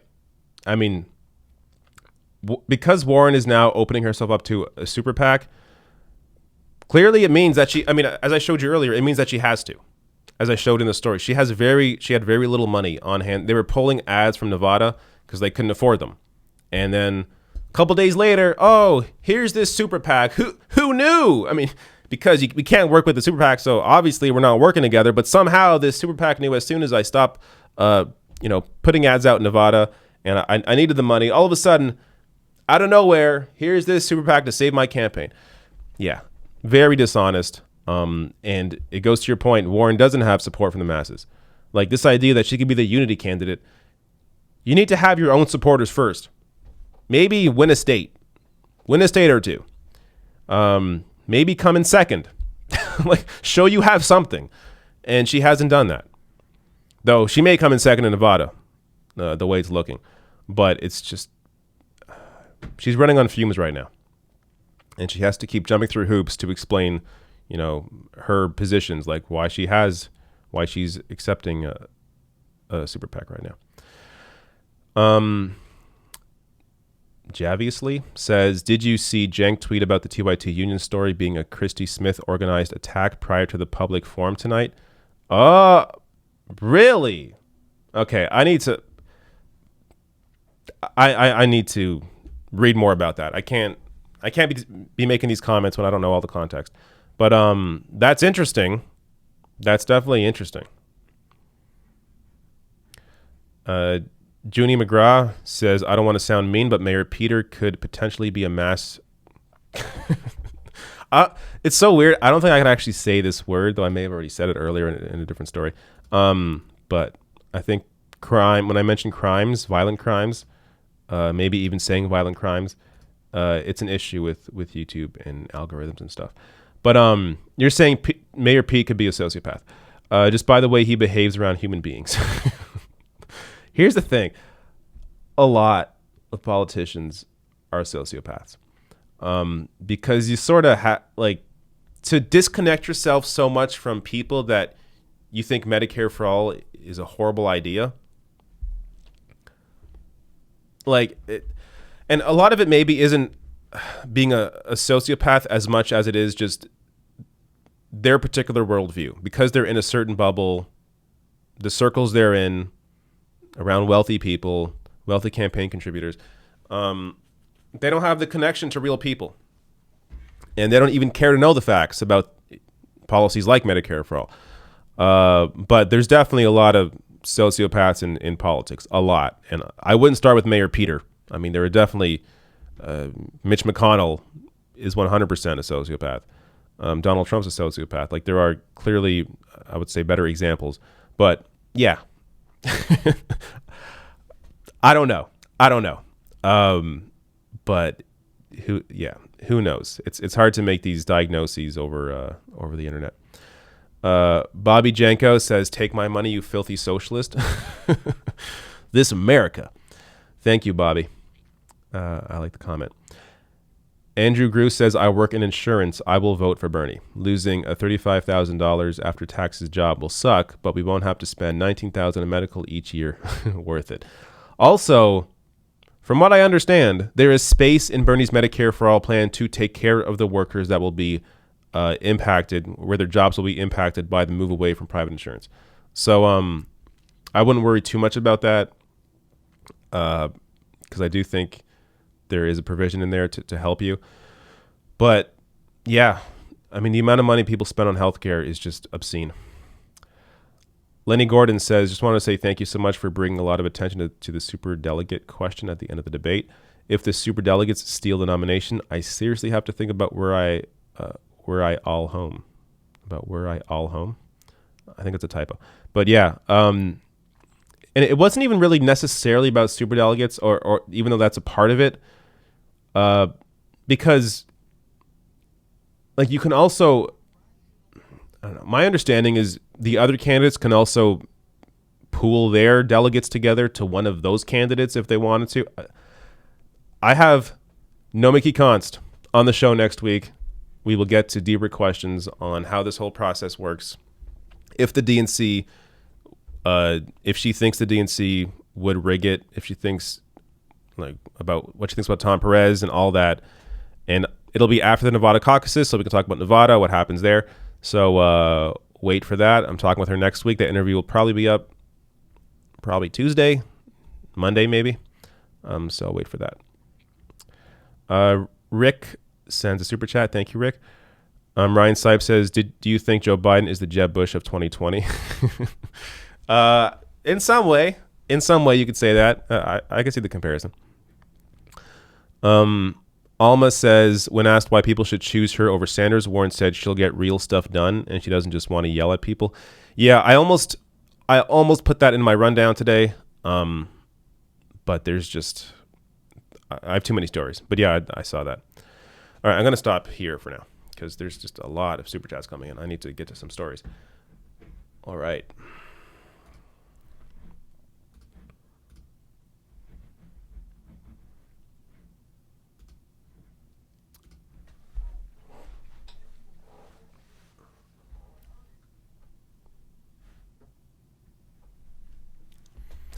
In a recent conversation with CNN, Bernie Sanders revealed that he has had some recent discussions with Barack Obama. So this was reported on by Ryan Nobles of CNN. I got to say, Ryan Nobles has done a solid job reporting on the Sanders campaign. He is a very objective reporter, looks at the facts, doesn't skew it either way. He's fantastic. Here is his question. Also, this is a great question as well. From Ryan Nobles. check this out. I want to ask you about President Obama and the role he may play in unifying the Democrats. I apologize for the low audio. I will have to fix this in editing, but it's as high as it goes right now. Democratic Party. I mean, how often do you talk to him? How important is it for you to earn his endorsement? And what kind of role do you think he'll play ultimately when you get to the general election? I'm not going to tell you that he and I are best friends, but we're friends. And I have talked to him on and off for the last many years, was sitting down alone with him in the Oval Office on more than one occasion. Talked to him on the telephone every now and then. He is an icon, clearly, in the Democratic Party. And I have absolute confidence that he will play a vigorous role. I mean, I think he has said this in the campaign, and we need him. No question about it. We need him. And if I win, I'm sure he'll be there at my side. If somebody else wins, he'll be there at their side. But I expect and know that he will play an enormously important role in helping us to defeat Trump. And do you feel the role he's played in the primary to this point has been appropriate, basically just staying out of it? Yeah, I do. I mean, look, everybody, I'm sure, is tugging at his sleeve. I've talked to him a couple of times in the last month or two, and I'm sure everybody else has. And I think, and by the way, he did this in 2016 as well, and I think that's exactly the right thing. I think his view is play it out, and I'll be there. I don't want to talk for him, but I think his view is play it out. Let's see who wins, and I'll be there for the winner. And I think that's the right decision. Before I comment on this, I want to fix this toolbar. Here we go. All right. So Bernie Sanders here, I think, has the right take on this. And it's also good to hear that they've talked a couple times in the past month or so. Because you need to be keeping an open line of communication with important figures like this. Like an Obama endorsement, regardless of what you think about Barack Obama, an Obama endorsement is very powerful. And I think Bernie has the right position or the right thought process here in saying that Barack Obama is doing the correct thing by staying out of it. I think it is a smart thing for him to stay out of it until they choose the nominee at the convention, because you don't want the former president choosing now who they're going to back, because if the party chooses somebody else, it would really hurt Barack Obama, just his image in general. Showing him completely out of touch with people. So, and also it would be a bad look for Democrats in general. So it's smart of Obama to wait until the convention to endorse. I think that's the right position. And actually, another good point here is that because Joe Biden's in the race, it may have actually helped Bernie Sanders. Because Joe Biden, the way he's been reported on, it sounds like personally he doesn't want it sounds like Barack Obama doesn't want Joe Biden to be the nominee. And I don't blame him. We've seen Joe Biden. So by Biden being in this race, Barack Obama isn't going to endorse somebody else over him. So in some ways, even if Obama had the feeling to want to endorse somebody during the primary process, which he doesn't even want to do that. But I want to share CNN's commentary on this as well. So Sanders and President Barack Obama, I mean, they represent very different factions of the Democratic Party, right? So if Bernie Sanders, who is a self-described Democratic socialist, happens to win the nomination, the former president, who is what, centrist, would you say? Yeah, More I of a think so. centrist? Yeah. Is he going to be on board and be enthusiastic about Sanders? I think he will, because the threat of Trump is so vast to the country. But let's not pretend for a second. It's central to Bernie Sanders' campaign is that the sort of incrementalism of Obama and Biden and some of the moderates is wrong, and we need to have a revolution. That's not Obama. That is not something he'd support. I don't think President Obama has said we should get rid of Obamacare and replace it with Medicare for all. Okay, I got to stop there, because this is so dishonest. This constant attack about how, Medicare for all gets rid of Obamacare. No. Barack Obama himself has always talked about how Obamacare, or the Affordable Care Act, is a step towards universal coverage. What Bernie Sanders is offering now is actual universal coverage. There was a 4-year layout where you lower the age of the age of eligibility for Medicare, and you eventually, over the course of 4 years, make it so that everybody is covered. You are not, destroying Obamacare. You are doing what Barack Obama envisioned, and that's expanding healthcare to actually cover everybody. So this idea that you're blowing up Obamacare and replacing with Medicare for all is ridiculous. You are not blowing it up. You are moving towards a system of actual universal coverage. Obamacare got there partway. Medicare for all is true universal coverage in a way where there is no out-of-pocket expenses, no co-pays, none of that crap, and everybody would be on the same network. So there's no in-network, out-of-network for doctors. It is actual true freedom because you have complete freedom of provider, of doctor, everybody on the same plan. And in addition to that, you're no longer tied to your employer, so you can maybe start a business, maybe go back to school. You still have healthcare. Your family has healthcare. Like, there are endless benefits. Me, as somebody who lives in a single-payer system, I know this. So there are endless benefits to living under a universal system. And this idea, again, that maybe Barack Obama wouldn't be in favor of Medicare for all because he is a centrist or a moderate. But the reality is, when it comes to healthcare, all it's doing is what Barack Obama at least said that he wanted back in 2008, and that's to move to universal coverage. So from his own personal issues point of view, I think while he'll never come out and endorse one candidate or another, Bernie would not be his candidate. And remember, Bernie Sanders, as The Atlantic recounted earlier this week, very strongly considered running against Obama in 2012 and had to be talked out of it by Harry Reid and Dick Durbin and some others, and Pat Leahy. So there's not a let's put it this way.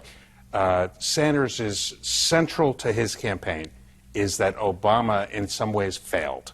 And I think that's a message that works with Sanders supporters, but not with the rest of the party. He wants to replace, right, his central and main accomplishment, right, which is Obama. All right. That's enough of that commentary. Just can't take it. There are more clips here. It's just not even worth discussing because it gets away from the central issue here, which is Barack Obama has not endorsed anybody. I mean, there are ads out there of Michael Bloomberg. The way that the ads are framed, it seems like Barack Obama supports Michael Bloomberg when he doesn't.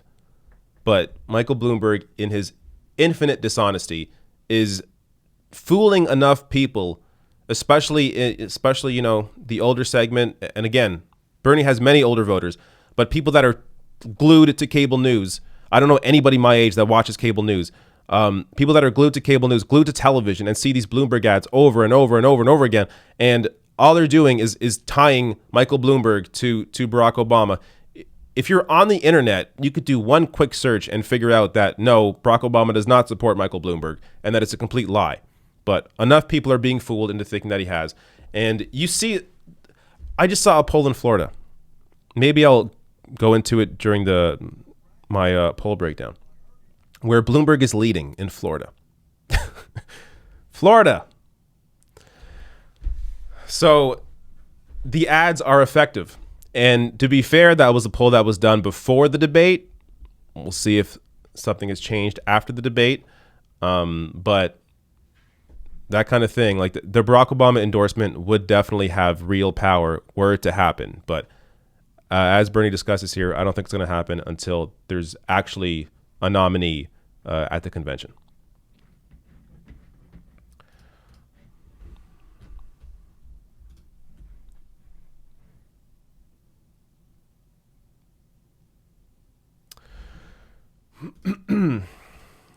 All right, let me get to some. I'll do some more super chats in a second. Just gonna prep this next story.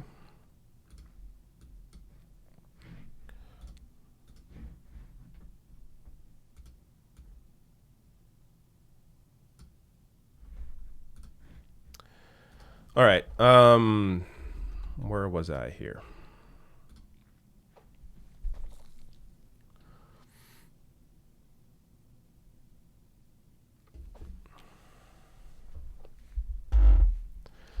I was at the Back Manator. Is that your name? The Back Manator. says, hey, David, who do you think is going to come in second in Nevada after Bernie? Also, if Biden doesn't do well tomorrow, does that leave South Carolina open for Bernie as well? Right now, it's looking like Warren is going to be in second in Nevada. We will see. If Biden doesn't do well in Nevada, yes, it definitely opens up South Carolina for Bernie. And Bernie's already in the running in South Carolina. I think there's a poll out that has him almost tied with Joe Biden in South Carolina. So definitely a potential there for Bernie to win South Carolina, especially if he wins big in Nevada. Joey Perp says, don't underestimate Pete. After the voters heard him speak Spanish, he will become unstoppable. Yeah. Jeremy Baker says, do you believe Richard Ojeda could have beaten Trump in the general? If he became the nominee, yes. Oh, yes, absolutely. But he would have to become the nominee. It would be really hard for Richard Ojeda to amass the kind of following that Bernie Sanders has, because Bernie has a 40-year record. Richard Ojeda, I think, may have voted for Trump in 2016. Don't quote me on that, but I think that was a thing. Even though, look, Ojeda now seems to be a great fighter, does care about people, but it would be really easy to hurt Ojeda with Democratic voters just by discussing his support of Trump. Though that quickly moved. Just to be clear, Ojeda does not support Trump, but yeah, I still think he would be a great potential for or great congressman or a senator in West Virginia. Henrique says, do you think Bernie's campaign should attack the other candidates over their willingness to overturn the popular vote at the convention? To me, that is a huge deal and should disqualify all of them. I think his supporters are doing enough of that. There's maybe a way to do it through the campaign as well. Like, I would just leave it to surrogates, leave it to, Nina Turner and others just to harp on that point. But yeah, it's the kind of thing that I'm not sure how many people it works with who don't already support Bernie Sanders. Like that's the thing with that. But I guess I don't see any harm in it. So I mean, it's definitely worth discussing because that was a gross moment for everybody else on that stage. Andrew Dwyer says, is there any strategy behind when politicians publicly endorse candidates? Thinking about AOC, who waited a little bit but likely supported him well before. There's always strategy. Like AOC endorsed Bernie at the perfect time. The perfect time. I'm actually glad she held her endorsement for as long as she did because she endorsed him after the heart attack. Like that is exactly when he needed that endorsement. And he sort of relaunched his campaign in a way, even though he was doing, like, the media likes to talk about, oh, we thought Bernie was done when he had a heart attack. Bernie was still polling in second consistently behind Joe Biden, and he was still closing the gap with Joe Biden. He was still winning head-to-heads against Donald Trump. Like, he wasn't out of the race. But having AOC come out and be able to completely shift the media narrative and really give Bernie a real boost when it comes to polling, yeah, there was definitely strategy in her holding her endorsement, and she endorsed at the right time. But other people as well. There's definitely strategy to endorsements. The user named One says we should call Mike Bloomberg, Mike with 3 Ks Bloomberg. I don't know how effective these sorts of things are, but I say we just use Mike's own words. There's plenty out there showing you that Michael Bloomberg is not a good person. Maybe I'll take a few more before I move on. Oh man, I just realized this stream's going long. Because I think these are, I have a lot more super chats than I normally do, and it's taken up a lot of time. I'm not complaining. Love the support, but I didn't realize it's already the time that it is. All right. Before I move on to more super chats, let me just get to the next story first.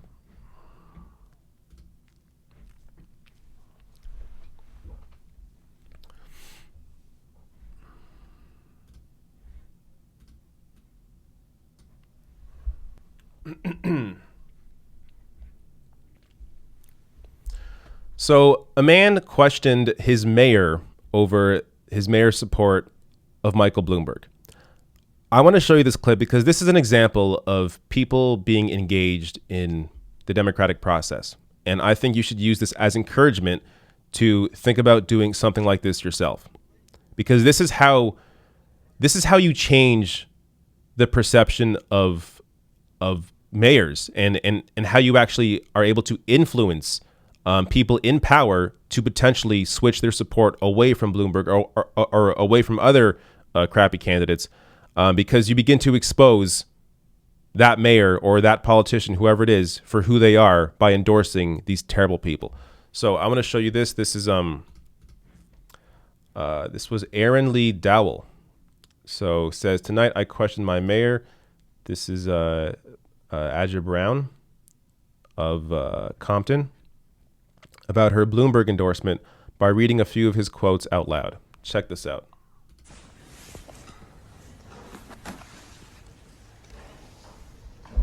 Hello, Mayor and Council. 95% of the murder victims fit one MO. You can just take a description, Xerox it, and pass it out to all the cops. They are male, minorities, 16 to 25.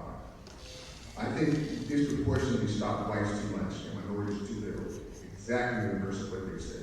Those are two quotes from Mayor Bloomberg about black and brown people in Stop-and-frisk. In 2015, when he was 74. In 2013, when he was 72. According to the New York Civil Liberties Union, in 2012, the cops made more than 532,000 stops that were progressed to stop and frisk or to a full search. Only 715 times were guns found. That's 0.0013 percentage points the times guns were found. You also went on to say last January 2019, we focused on keeping kids from going through the correctional system, kids who walked around looking like they might have a gun, remove the guns from their pockets, stop it. The result was that over the years, the murder rate in New York City went from 650 a year to 300 a year. After the federal judge said it's unconstitutional in 2013, the crime rate continued to drop in New York City. And 2016 at Oxford University, he also said, I would agree that today we are more segregated in America, certainly, than we were in terms of race, than we were a dozen years ago. And yet, we're just finishing up 8 years of our first black president. Why are we more separated than we were before? Is it the question you would ask yourself? During the Obama administration, didn't pull together as president. That is his job, really, to pull people together. So they're claiming the first black president for the reason why there's substantial increase under his presidency. This is the same person that our mayor endorsed 2 weeks ago for presidency. So I have a question, why are we endorsing a person with this type of history? This is just... All right, so the clip ends there, but I guess it goes on here, but you get the point. This is awesome, and as this person says here, this should be happening all over the country. So consider doing this. If you have an opportunity to go at a meeting like this and speak to your representatives face to face, and they're endorsing Bloomberg, do it. Bring quotes from Bloomberg, discuss this, ask why are you supporting this man, and they'll begin to be embarrassed by their endorsement. And especially if this keeps happening. If he isn't the only one, but more people come out and do this, it will make a change. It will make a difference. So don't be afraid to question the people that are supposed to be representing you. I also want to share. So this is David Sirota tweeted this. This is Mehdi Hassan on CNN discussing Bloomberg and how horrible he is. So check this out. One of the ways that Sanders is really going after Bloomberg is about these entitlement programs or social safety net programs. Bloomberg says he wants to expand Medicare, create a government-backed savings plan to help people save for retirement. But Sanders is pointing out that Bloomberg in 2012 supported cutting these safety net programs. Take a listen. Is a ways to slowly decrease the benefits or raise the eligibility age for Medicare and for Social Security. There's a ways to have more copay on Medicaid, which will do two things. One, the users of the service will pay a little more, but two, they'll think twice before they use services. I mean, Bloomberg has a long record of calling for entitlement cuts. Under Obama, he said Obama didn't go far enough. He was a Republican for many, many years until 2018. It's not surprising that he supports austerity and cuts to these programs. And the Bernie Sanders campaign used that attack line very well against Joe Biden pre the last two primaries. So I don't see, obviously they're going to use it again against Bloomberg. He's even worse than Biden on all of these issues. I think the poll that you've referred is very important. I mean, Bernie Sanders a year ago was being written off by everyone. He's now the clear, undisputed front runner. Not by everyone. Not by everyone, Jake. I think you call them a front runner. You and I had discussions on the show many a time. But in general, if you go back and read what people were saying, they thought he was finished. It was going to be Warren on the left. Biden had it locked up. All wrong. 31% in an 8-way race is pretty astonishing, no matter what you think of him. And it continues here. What you think of him. Just on Bloomberg very quickly, a lot of people are, a friend of mine, her mother said, I like Bloomberg. And when she was asked why, because of all those ads with him and Obama, which are so disingenuous because, of course, he didn't endorse Obama in 2008. He only reluctantly endorsed Obama in 2012. And in 2016, he blamed Obama for racial division in the country after Trump was elected. Yeah. So these ads are shameless, but they are working because he's got so many of them. Crystal, there are a lot of homeless Republicans like you who like the idea of Bloomberg. Because he's a Republican. President Obama endorsed him. I saw that on that ad. That was you kind of buried the lead, I think. I mean, there you have a clip of President Obama praising his 12 years as mayor. But you can believe Mehdi if you want instead of President Obama. That's what I would say on behalf of Mayor Bloomberg. All right, everyone stick around. Issues. I think I should do a separate video on this. Because those Bloomberg ads are really fooling enough people that it needs to be highlighted how dishonest they are. But as you saw, Mehdi there completely take down Michael Bloomberg. He has a horrible, horrible record. I mean, and you can't even fill everything into the 2 minutes that we're here.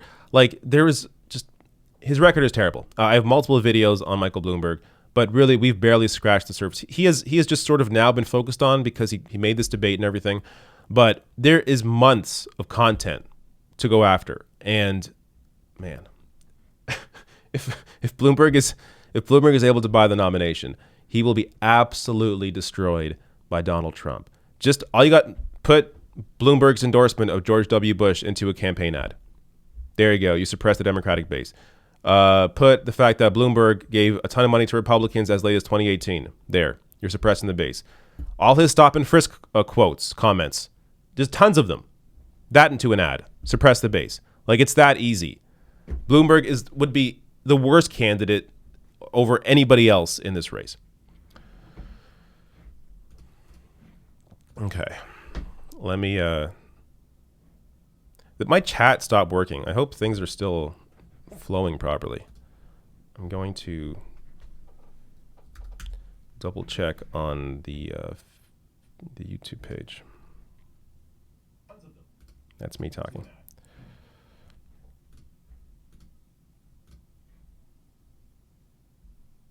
Okay, yeah, chat's still working. I don't know why it's not working on my one page, but alrighty then. Let me get some more super chats. Michael Cuomo says, "Who was worse, Reagan or W. Bush?" I would say that's freaking hard. I was going to say Reagan because he kind of started this whole thing off. He's kind of like, in some ways, almost the father of neoliberalism in the sense that he was like the 1980s is really when the division of wealth began to be like, there's a massive gap between the wealthy and everybody else. But then you think of the Iraq War and George Bush. I don't know. That's a hard one. I don't know. I don't know. That's a really hard one. And I just scratched the surface when it comes to Reagan. I mean, but I can't even answer that. That's in terms of presentation, Bush is worse, I guess, but you can't boil everything down to presentation. I don't know. RN says, Labor for Bernie rally, Sunday, February 23rd at 4 p.m. CWA Union Hall, 3521 East Lake Street. If you live in the area, please come. All right. It's easier for people to check the chat and read read the address. But there you go. If you're in, this is Minnesota, looks like. If you're there, check it out. Go there. Sam Adams says Warren pretend to be the unity candidate, yet she attacks Bernie almost every day. Love from Toronto. Hey, Sam, what's up? Yeah, I discussed that earlier. You can't be the unity candidate and attack the candidate that has the biggest, most dedicated support base. Warren is being ridiculous. Ravi Parimi says nobody in the debate responded to Bernie's question about why so many countries have universal health care, but the U.S. struggles to pass such a law. Bunch of sellouts. John Crow says, for someone who hates socialism, Bloomberg loves getting publicly owned. That he does.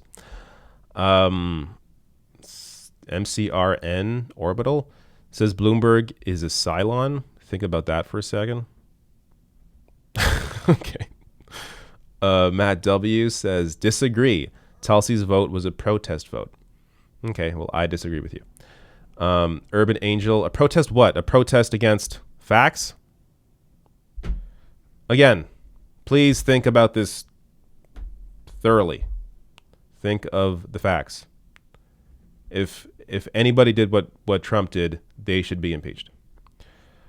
Urban Angel says, if the DNC does not count my vote in the primary, their nominee should not count on my vote in the general. Agreed with that. Jeffrey Zachary says, dusted off my N64 and just started Ocarina of Time. Hell yeah. That sounds great. I'm looking forward to the new Zelda coming out, because I loved the last one on Switch. Mega Level 95 says, burn one for Bernie.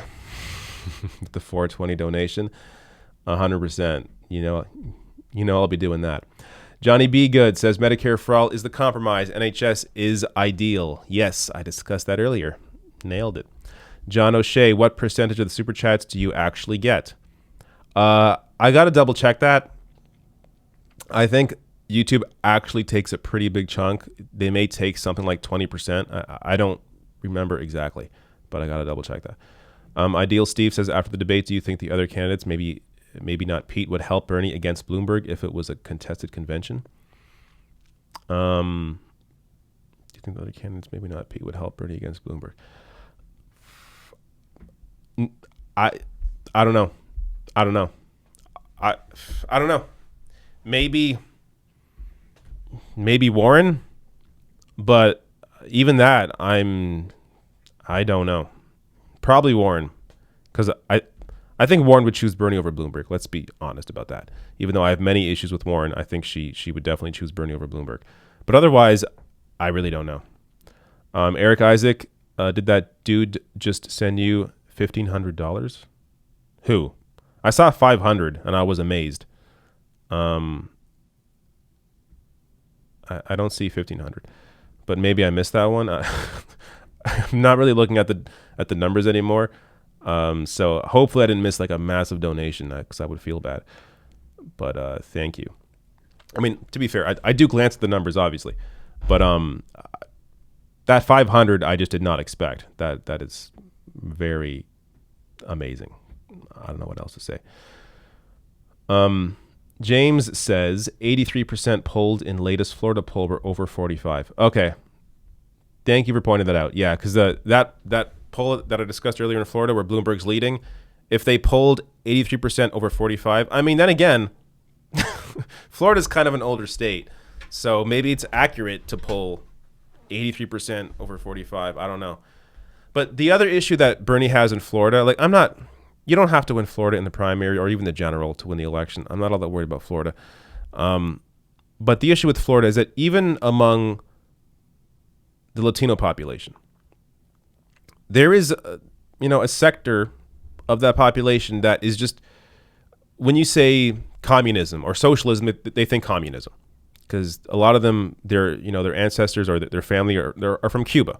So that definitely plays into Bernie's inability to maybe get as much traction there as he should be. But that poll was definitely a bit of a scary eye-opener, seeing Bloomberg in first in Florida.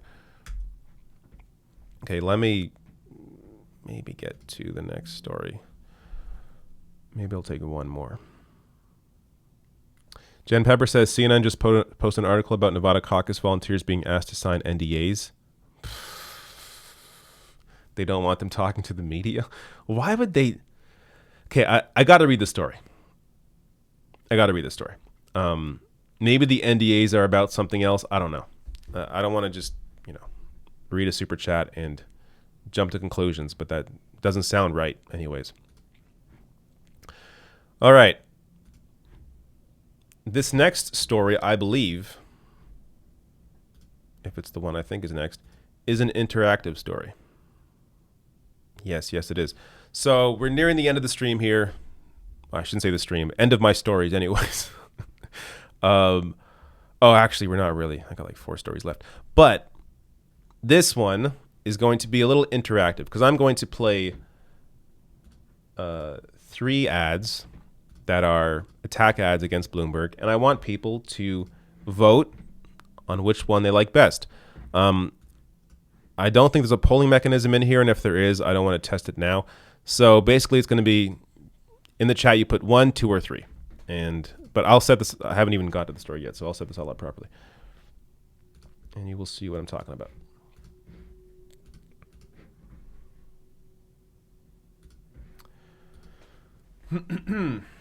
All right.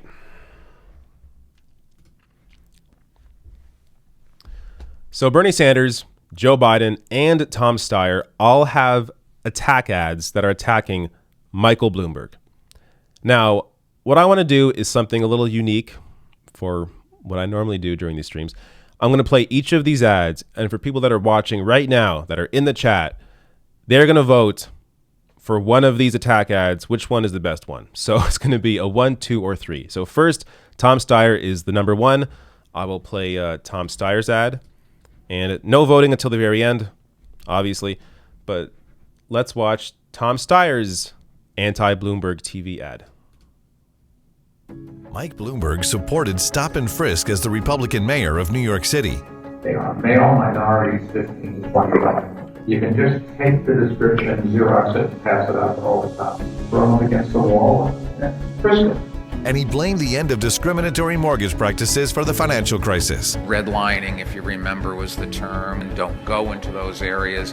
And then Congress got involved, local elected officials as well, and said, oh, that's not fair. These people should be able to get credit. Those policies were racist, and Mike Bloomberg was wrong to support them.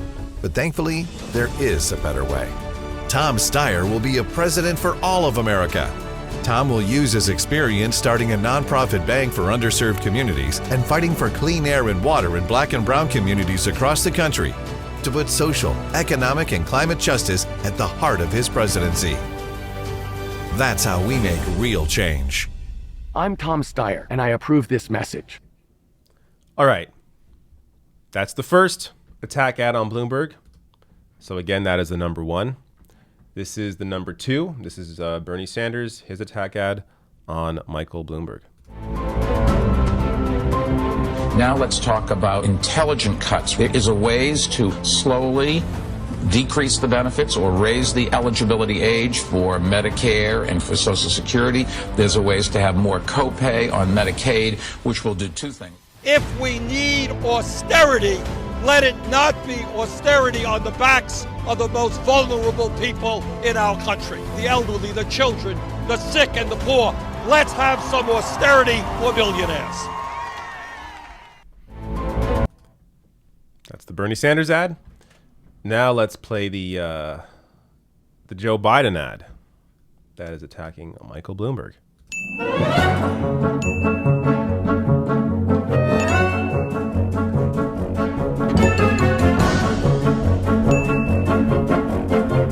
A healthcare bill that does absolutely nothing to fix the big healthcare problems in this country.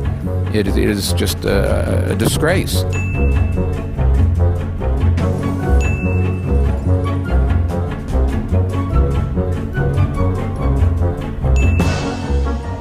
I would argue that today we are more segregated in America, certainly, than we were in terms of race, than we were a dozen years ago. Why, during the Obama administration, didn't we pull together? Well, I asked the president. That's his job, really, to pull people together.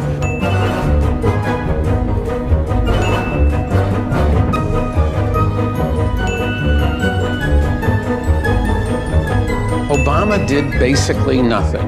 That administration did almost nothing.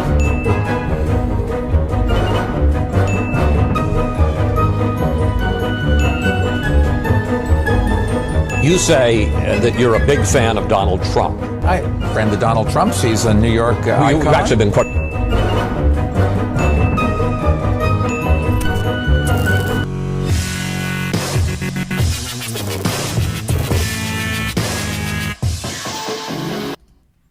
All right, that's number 3. I'll tell you what I think after you give your little vote here. And I'm also going to play another... I got one more ad to play, but it's not an attack ad on Bloomberg. So right now I'm seeing twos. Music too loud. I'm seeing 3, seeing 1. Try to remove your opinion of the candidates. I know it's hard, but try to look at the attack ads objectively on their own. Okay, I'm seeing lots of. Oh, I also got to keep in mind there's like a minute delay on here, right? So I'm probably not where everybody else is. So let me wait a little bit. Now I'm seeing a lot of votes come in. All right. So remember, Tom Steyer's 1, Bernie Sanders 2, Joe Biden 3. Ooh, it's basically a fight right now between 2 and 3. It's going really quick. Definitely no science to this. But I'm seeing lots of 2s and 3s, not many 1s.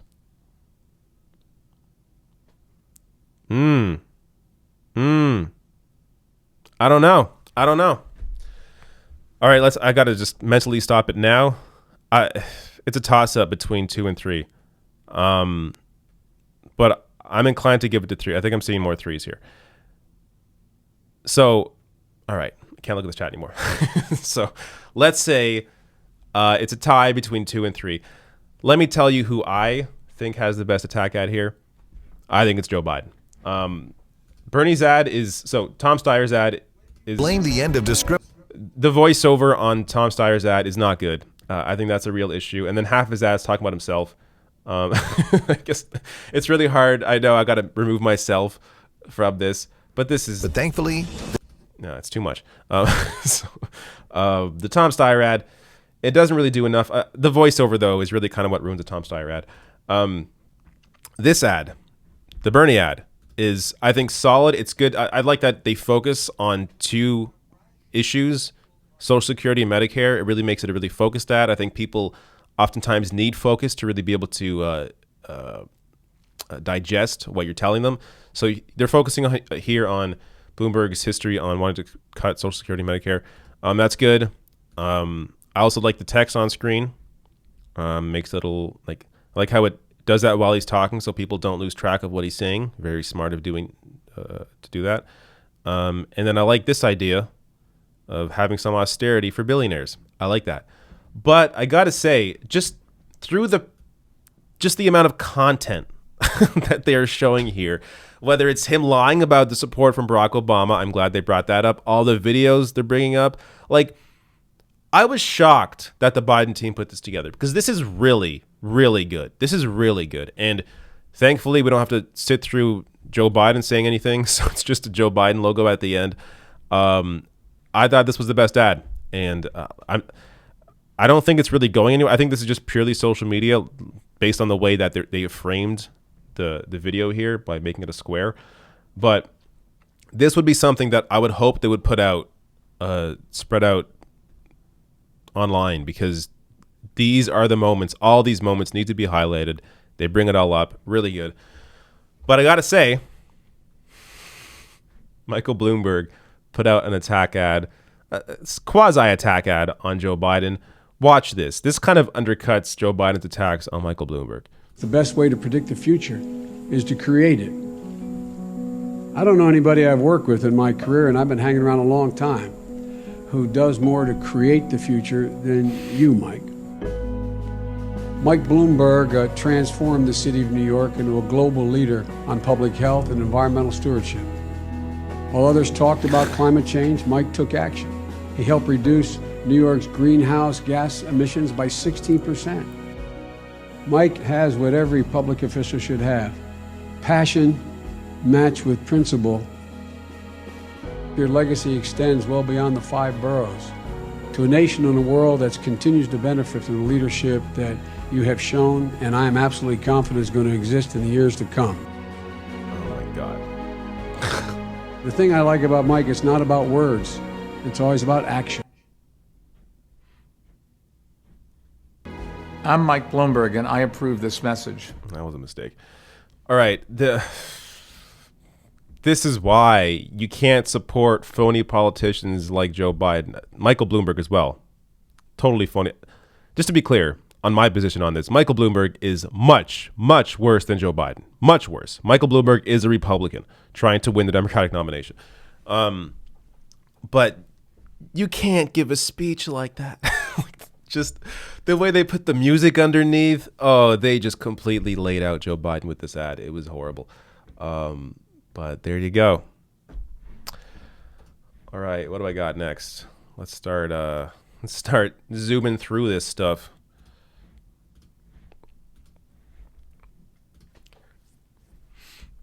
Okay, I got tweets of the week. Cool. Tweets of the week are pretty much clips. They're clips now. I'll get to more super chats after. Maybe I'll save super chats till the very end, which is basically close. Not too much longer.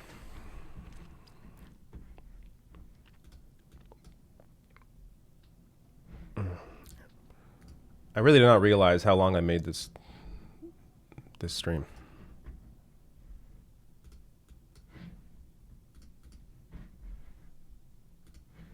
Okay.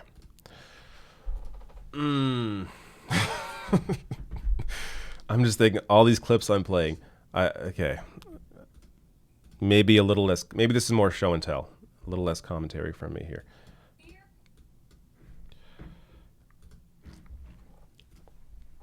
All right.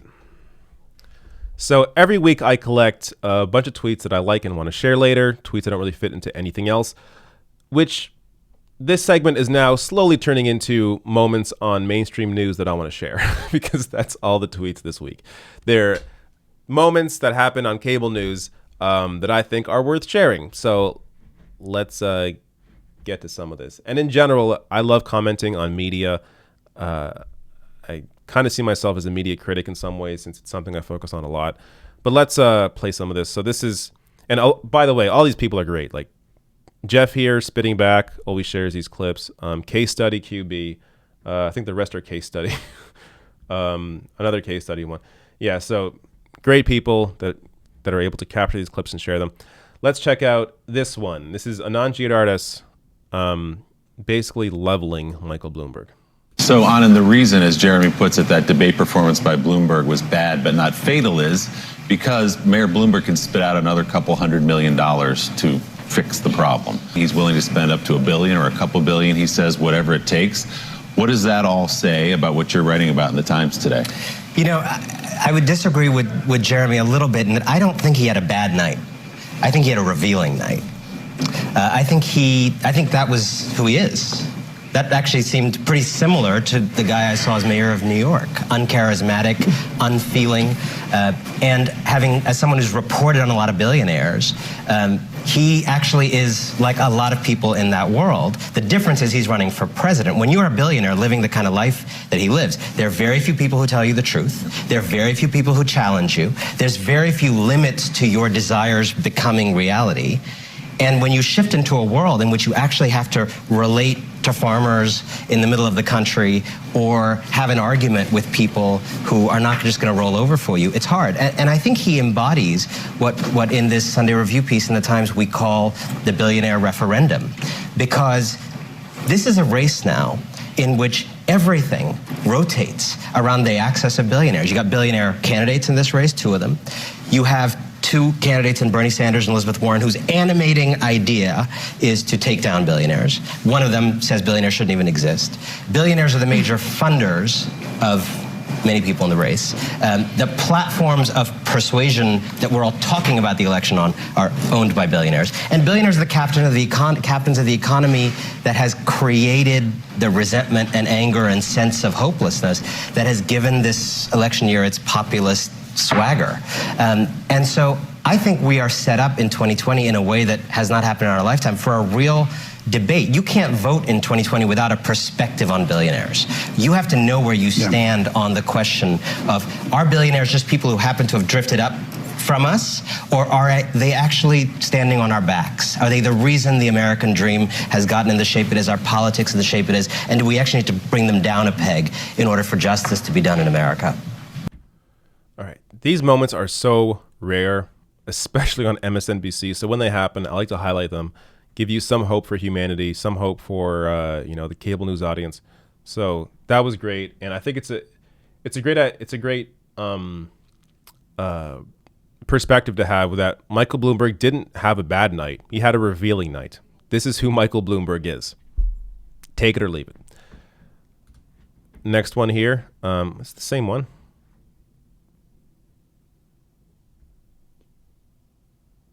I think this is the same clip. So let's move on.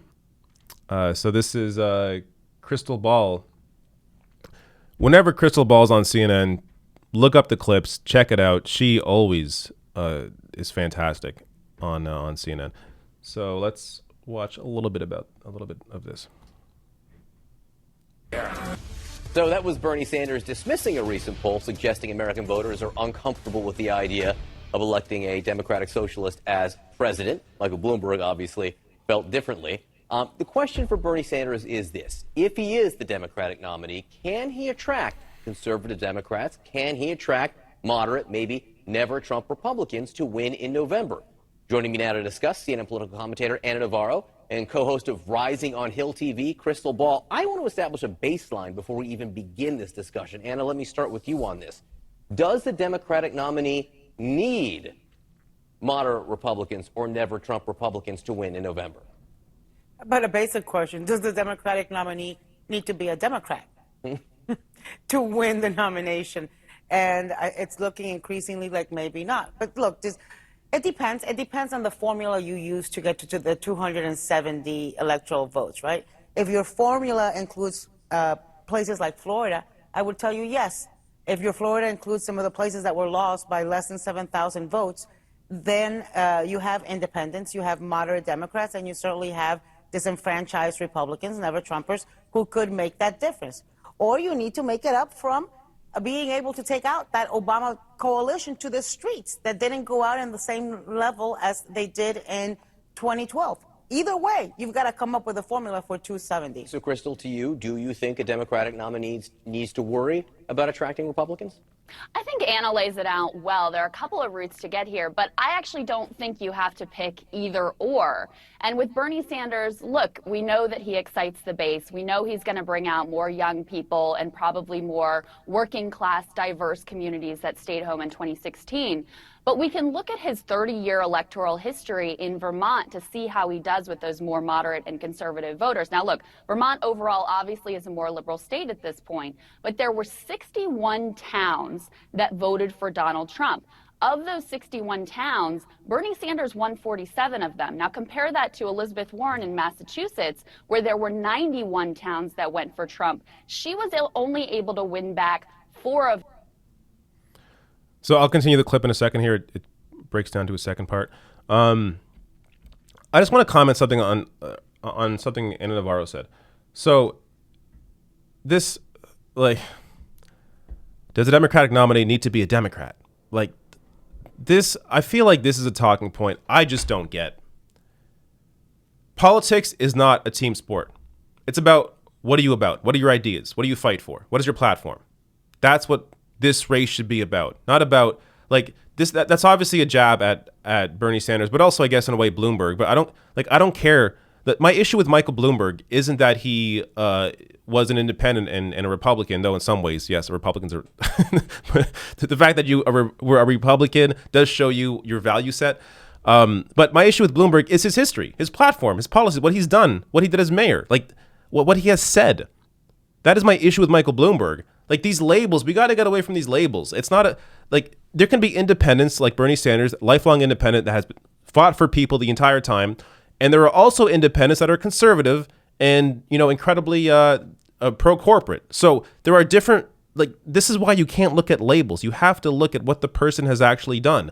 And then Crystal Ball goes into a great description here about why Bernie is so electable, because he does have that Obama coalition, but he also is still able to speak to many of those rural voters that Democrats largely have lost. I just want to continue. I'm not sure if I'll play all three clips, but let me also play this one.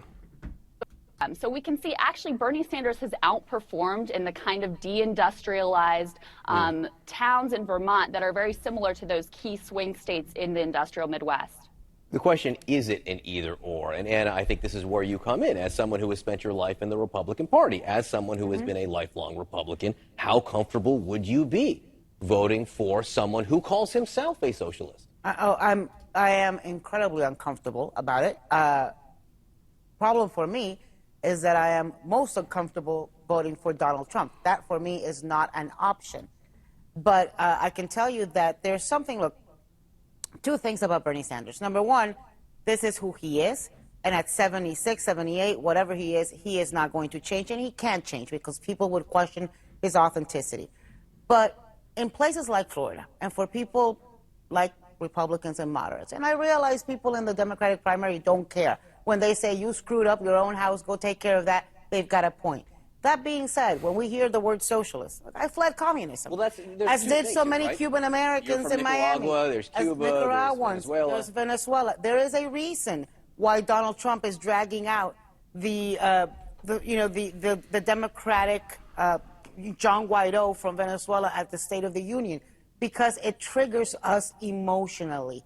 And when we see these videos of Bernie Sanders talking about the Sandinistas and talking about the Soviet Union and talking about Cuba, it gives us the EBGBs. That's just the bottom line. At the same time, I recognize that there's a lot of young people who embrace what Bernie Sanders is saying. I have friends who tell me their children were in Iowa. People from Miami. You don't go to Iowa in January and February if you are from Miami, because they were there campaigning for Bernie Sanders. Let me just put up some poll numbers here. This is from the Wall Street Journal, I believe, and it has to do with if people are comfortable. So Anna Navarro, I think, is opening up a little bit, because I've seen her commentary in the past. It has been just very anti-Sanders because, again, as she says, she is triggered by the word socialism, but she is at least becoming aware that she is triggered by it, and not that it really actually has any ground in what she is worried about. Like, because if you look at what Sanders has fought for his entire career, like, there aren't going to be executions in Central Park like Chris Matthews worries about. Like that's not, it's not communism, or it's not even like authoritarian communism. It is democratic socialism. It is giving power back to the people, back to the workers. Like it is it's completely disingenuous to tie Bernie Sanders to authoritarians when that's not who he has ever been. So, and in some ways, I even think Anna Navarro was recognizing that. I mean, she discussed how she knows she's friends with young people who have gone down or gone up to Iowa from where she is to support Sanders on the ground. And she recognizes that he's bringing out the energy in many voters. Might as well just finish this, see what it's about. Candidate being a socialist, 46%, very uncomfortable, 21%, some reservations, that adds up to 67%. Anna used a political science term for this, Crystal, which is the heebie-jeebies. And you acknowledge that they exist for a lot of voters Whether Democrats absolutely 100% need them, I don't know, but they'd sure be convenient if you want to win an election. Yeah, but if you look at the polling, I mean, when it's not just some hypothetical socialist, the polling shows that Bernie Sanders is the best candidate in terms of electability versus Trump at this point. It used to be Biden. Sanders has closed that gap now to where he consistently outperforms Biden on that measure of electability. Look, I think the bottom line is, and this is core to my own political philosophy, economic populism is an electoral winner. Why? Because it's a unifying message across the working class. Bernie Sanders focusing on health care, on wages, on labor rights, on clean air and clean water. These are things that are not partisan issues, as he loves to say, which I think is a great point. Republicans get sick too. They care about their health care as well. And to the point about the Latino community and the importance there, that is an incredibly important electorate with very diverse views, and I never want to paint with a broad brush. But if we look in this primary, there's one candidate who disproportionately outperforms with Latinos, and that's Bernie Sanders. That's why he's very likely to win the Nevada caucuses. I mean, we've seen polling that have shown him up over 50% with Democratic primary voters in the Latino community. So his strength there is also going to be incredibly important in many of these swing states. And she hits upon something. Not all Latinos are alike. Some of us are from the little Mexico. Some of us are from the real Mexico. Some of us are from the Mexico surrounded by water, and we come to this with different experiences. We come to this from different political perspectives, and you also look, when you're an American, you're a Latino, you're a woman, you're a union member. You are many, many things that make up who you are and your political philosophy, and it's different for people in different places. Yeah. Navarro, Crystal Ball, great to have you here with us. Look, obviously Crystal's awesome. But I'm surprised. Ana Navarro has some self-awareness here. Her commentary, even though look, she's very conservative, she's a former Republican, but clearly she is a little more self-aware than she has been in the past. And I like to see this growth. It's you can disagree with somebody on issues, but understand that hey, they're at least opening up. And when you see somebody opening up like this, regardless if it's someone on television or someone in your life, like family members or friends, this gives you something to work with. This you can see, spots here where, oh, okay, she understands that, just because she feels a certain way doesn't mean everybody feels that way. And that maybe her reasoning for feeling the way that she does is flawed. And you can begin to work on that person and actually show them, when you show them the facts, and begin to open them up and understand what they care about, what their issues are, and find the solutions to those issues through the Sanders platform, as an example. Like, you can begin to open these people up and really change their minds, and I like to see that growth in people. I'm gonna skip ahead here. I'm gonna just get to since we're running low on time. I want to show you Mehdi Hasan. I almost always agree with. Sometimes he has bad takes, but most of the time he's pretty spot on. It's very important that this message in particular gets out on cable news. This is talking about how any backroom deals at the convention to steal the nomination away from Bernie Sanders would be a complete disaster for Democrats and for the country in general. So watch Mehdi Hasan here. Fear that I've been hearing articulated across almost every Democrat that I've spoken with is, number one, that we're going to wind up with a brokered convention, a contested convention, where no one goes in. David Plouffe had talked about this on air with us last night. He's been talking about it, that nobody goes in with enough delegates to actually clinch the nomination, but that Senator Sanders goes in with the most. And then the question becomes, because Democrats' other huge fear is that Bernie Sanders ends up as the nominee, and that then that, makes it very difficult to win the Senate, may even lose the House. That's the fear that people have about him as the nominee. What would happen in your view if we go into that some people do feel that way, right? Yeah. What if we go into a contested convention? What would be the outcome if that winds up with somebody other than Senator Sanders being the nominee? What do you think would happen? I think whatever your view of Bernie Sanders, it would be a disaster. And let's be clear, Elizabeth Warren won the debate in terms of debate style. She's a brilliant debater, and she was put on earth to destroy Michael Bloomberg. But Bernie Sanders won the debate in his own way, in the sense that no one really laid a finger on him. And he's the front runner, not Michael Bloomberg. No one did anything to stop him from being the front runner. He was the front runner yesterday. He's the front runner today. He's got a 35% chance, according to 538, of getting to the convention with a majority of pledged delegates. No one else comes close to having that chance. Politico's reporting tonight that Michael Bloomberg Bloomberg's whole strategy is to go to a second ballot at the convention to beat Bernie that way. It would be a disaster for Democrats if they have this chaos at the convention in Milwaukee. Donald Trump will get reelected. In 1952, the last time we had a brokered convention, the Democrats picked Adlai Stevenson in the third round. He got hammered by Eisenhower in the general election. Bernie people will rightly or wrongly say our candidate had the nomination stolen from him on primetime television. They're already pissed about 2016. I just think the idea that he gets there with the most delegates and Michael Bloomberg somehow ends up as the candidate because of some backroom dealing and, throwing his financial weight around in a second round, that's a disaster for the Democrats. And Donald Trump will be laughing all the way to re-election. That's exactly right. And as I said, this message needs to get out there over and over and over again. And to my surprise, I have seen this discussion discussed in a way that is just like this. So David Plouffe was brought up as well. He was on with Chris Hayes on the debate night discussing that very thing, a broker convention or a contested convention. And they discussed whoever has the plurality of delegates at the convention after the primary, they should be the nominee. Because if you steal the nomination away from the person that has the most votes, it would be a disaster.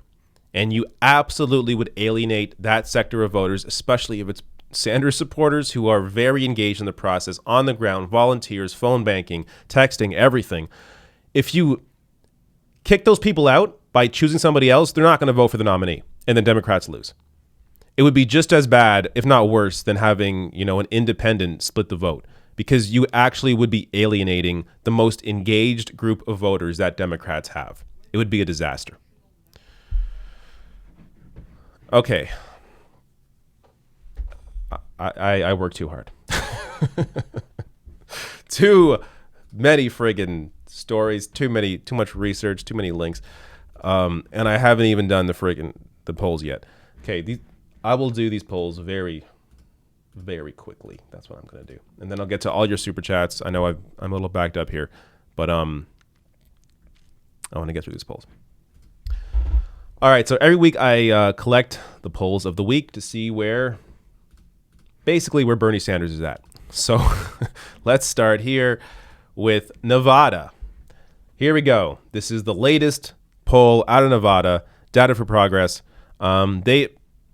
They were fairly accurate. One of the more accurate polling places out of Nevada and New Hampshire. So this could be a little preview of what happens tomorrow. Sanders with a pretty big lead here with 32%, Warren with 17%, Buttigieg 15%, Biden 14%. So if Biden's in fourth, it's not going to be good for him going into South Carolina. Let's look nationally. Some of these polls are a little earlier in the week than others. This is from the 18th. Bernie cracks 30% nationwide. So this is from NPR. Bernie at 31, a +9. Bloomberg is a +15, 19%. Biden's -9, down at third place at 15. Warren down 5 at 12%. With non-white voters, Bernie's +5 at 34, leading. Biden second, 21%, -5. Bloomberg 19, third place. Under 45, Bernie is a +17. Out of all the numbers, these are the most engaged voters in the sense that these are the people that are on the ground volunteering for the most part. Again, I'm generalizing here. Clearly, there are definitely Bernie voters over 45 that are engaged, or voters in general that are engaged. But the energy that you need in a general election against Donald Trump, you need this. You need the under 45. This is a huge lead here for Bernie with 54%. Everybody else is under 8%. Yikes, except for Warren in second place at 16. What else we got here? I think this is that same poll, but so this is non-white. So I think it's the same result. 34, 31, 34, 21. Yeah. So this is the same, but I think I thought there were independents here too. Okay, never mind. That's just non-white. Let's go to this one. Here we go. Polling USA, leader of the last 10 unique national polls. Marist, Sanders is +12. Monmouth, Sanders is +10. Morning Consult, Sanders +10. Quinnipiac, Sanders +8. Zogby, Sanders +4. YouGov, Sanders +4. Atlas Intel, Sanders +4. Ipsos, Sanders +3. McLaughlin, Biden +3. Harris X, Biden +3. Though I think the end here is a little different recently because there is another story coming up where they're showing you the last 10 polls have Bernie in the lead. But I think we get to that. Let's check out Vermont. Bernie winning Vermont. Who knew? So he's at 51% in Vermont. Buttigieg, again, these are the wealthy suburbs of Vermont right here, supporting him. Everybody else below 10%. Let's check California. So this is PPIC California poll from the 7th to the 17th. Sanders with a massive lead. Okay, understand what this means. If Bernie Sanders actually wins like this in California with everybody else under 15%, then he wins all the delegates. And I think it's about 500 delegates in California. That would be incredible. That would be a massive, massive boost to his campaign if he clinches all of California himself. At that point, you're running towards a majority, if not already there on Super Tuesday. So that's huge. Let's check out National Survey USA. This is one where they have national. So this is the breakdown. But so this national poll has Sanders in first with 29%, Bloomberg in second with 18, Biden or tied for second with 18 as well. The breakdown among blacks: Sanders 31%, Biden 28, Bloomberg 21. Among Hispanics, Sanders 41, huge lead here over Biden, second place at 16. Among white people, Sanders 24, Bloomberg 19. Sanders leading everybody here. Very cool. Let's check this Emerson poll. Which candidate would be the best to debate real Donald Trump? Sanders, 25%, people say. Joe Biden in second, Bloomberg in third. I think there's more to this Emerson poll, if I'm not mistaken. But I think we're getting to it. So Massachusetts, Sanders is right now leading Warren in her own state. That's big, even though it's a percentage point, but that's still pretty big. So that's cool to see. National general election head-to-heads. Sanders is a +11 against, so this is the ABC Washington Post. Sanders is a +11 against Donald Trump. The biggest lead out of anybody here. Bloomberg's a +9, Biden's a +8, Buttigieg +7, Warren +5, Klobuchar +3. And the idea that Klobuchar talks about how she'd be the best to defeat Donald Trump. No. And consistently, she is near the bottom. Her and Warren are consistently near the bottom when in these general election head-to-heads. South Carolina. Sanders tied for first in South Carolina. 23%. With Biden also at 23, Steyer at 20. Bloomberg's not even in this state. He's not on the ballot. So that may help or hurt Sanders. Who knows? I mean, if Bloomberg was actually in this, he may be splitting the vote with Biden right now. But here, still looking pretty good for Sanders. And if Sanders has a big win in Nevada, the momentum's going to go in his direction, especially if Biden doesn't even crack the top three, which is very possible. Let's check out what this is. Head-to-head various. This is Quinnipiac in Michigan. Sanders beats Trump, 48-43. Bloomberg beats Trump, 47-42. Biden, 47-43. Warren, 45-43. Buttigieg, 45-44. And Klobuchar, 45-44. National head-to-head. This was the other part of the Emerson poll I wanted to show. So this national poll, Sanders is leading, as you see. I showed this earlier, I believe.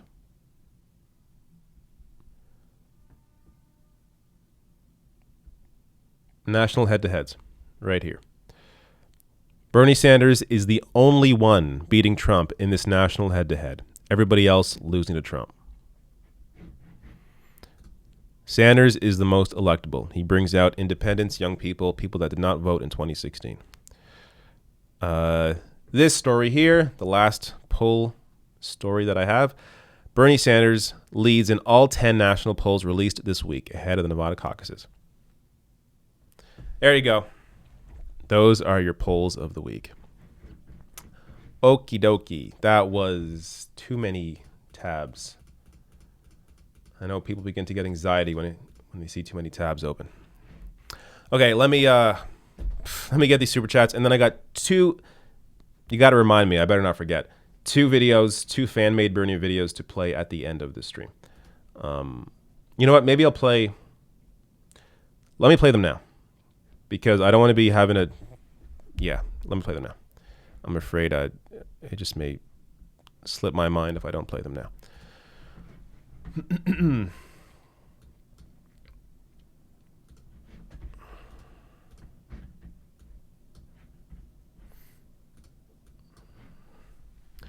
All right, so there are 2 fan-made Bernie ads that I want to share with you that are just fantastic.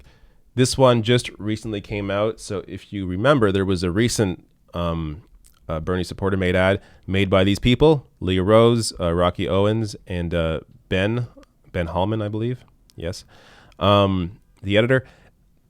This one is a new one. It's also fantastic. I'm going to try to be off the screen here if I can manage this. I set my thing up a little differently than normal.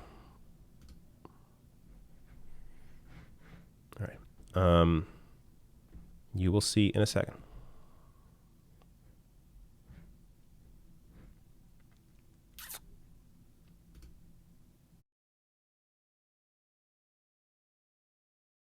If there was ever a moment when we needed a new vision to bring our people together in the fight for justice, decency, and human dignity, this is that time. If not now, then when? When your children grow up, will you pass it to them? Tell them you were scared to stand up back then. If not now, then when? If not us, then who will take the bold steps that we have to, when the difference will be what we do or don't do? If not us, then who? Is it too much to ask for a life free of hate, a place to call home and a dignified wage? Who here will fight for the world we deserve? 'Cause we are the ones we've been waiting for. We are the ones we've been waiting for. And if not now, then when? You're just gonna sit on the side while it happens again? After so many years of talking, my friend. If not now, then when? Is it too much to ask for a life free of hate, a place to call home and a dignified wage? Who here will fight for the world we deserve? 'Cause we are the ones we've been waiting for. We are the ones we've been waiting for.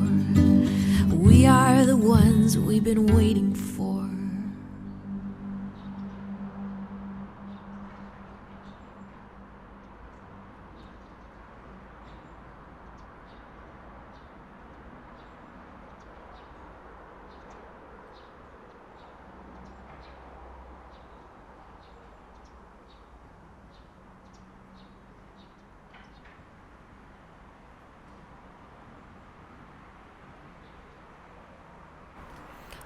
Fantastic. Just fantastic. I got one more here. Again, credit here. Leah Rose, Rocky Owens, Ben Hallman. Friggin' awesome. Do I not follow Rocky Owens? Awesome. Just awesome stuff. And I like the message that, like, we are how we win. That's right. That's exactly right. That's why this is a movement of people. All caring for each other, all fighting for each other. So good. So good. Let me play another one here. This one came out a little earlier. This was shared on the 7th. I actually saw Kyle Kulinski talk about this, and it turned me onto it. But they had tagged me earlier. Really good ad here as well. This is made by Green Black Logic. And my voice makes an appearance. So when I was watching this, I wasn't expecting it. And then I heard my voice. I was like, whoa. But this is really good. Check it out.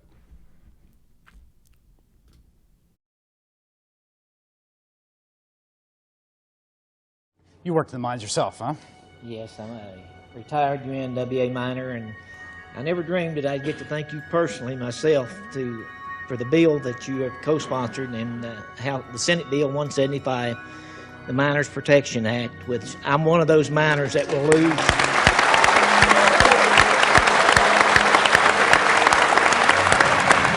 I think Bernie Sanders would lose in a landslide to Donald Trump. Why'd you vote for Donald Trump? Basically because he wasn't Hillary. Would you have supported Senator Sanders if he was the nominee? Yes, I would have. I think he's the worst candidate in a general election. I think it's amazing that you're in Vermont and you care more about West Virginia than they do about South Dakota. There's a lot of activity around trying to stop Bernie Sanders. You have to excite people that did not come out in 2016. Young people, independents, typical non-voters. Without that passion, Social Security. In the past, you proposed a freeze to it. No, I didn't propose a freeze. When I argued that we should freeze federal spending, I meant Social Security as well. Once, twice, tried it a third time, and I tried it a fourth time. Entitlements ever be on your plate? At some point, they will be. It's about the influence of money. That's corruption. Corporate donors and not provide health care to all? You could dig up dirt on every single human being that's ever existed. You can't find very many with Bernie. We need single payer on the table now. He's been insanely consistent his entire life. This man has moved the dialogue about what is possible in this country. The whole country is talking about Medicare for all. All the things that Bernie Sanders is campaigning on are things that Americans used to have, but they were taken away from us just to give the top 1% the giant tax cuts that they're enjoying today. You are holding a high-dollar fundraiser hosted by Andrew Goldman, a fossil fuel executive. I don't know if we can trust Joe Biden to lead the fight for a livable future. I'm a Navy veteran. I have Huntington's disease. I'm in stage 4. My TRICARE is not acceptable anymore. They took it away. How are you going to pay off? I can't. I'm going to kill myself. Hold on, John. Stop it. You're not going to kill yourself. What we are now talking about doing, most of the countries of Europe did years ago. All right, let's start later at the end of the meeting, okay? Okay.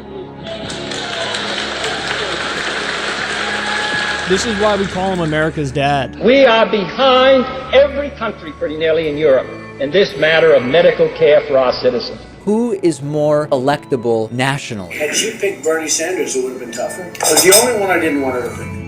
I think it's kind of ironic that a senator from the Northeast Yes. takes care of my benefits better than someone like Mitch McConnell.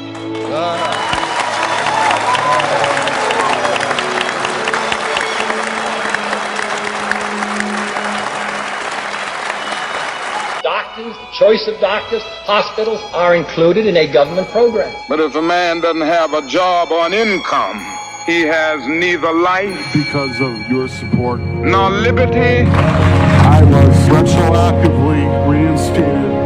possibility for the pursuit of happiness. He merely exists. So thank you for rescuing me. And I have this to give you. This.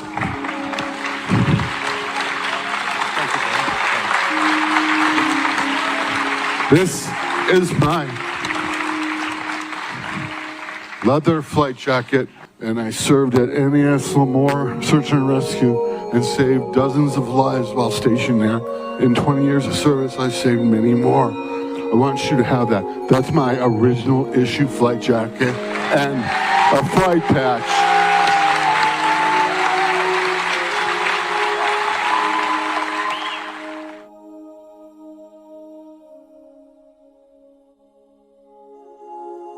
I am happy to tell you what I think you already know, that I am the author of the Medicare for All single-payer bill.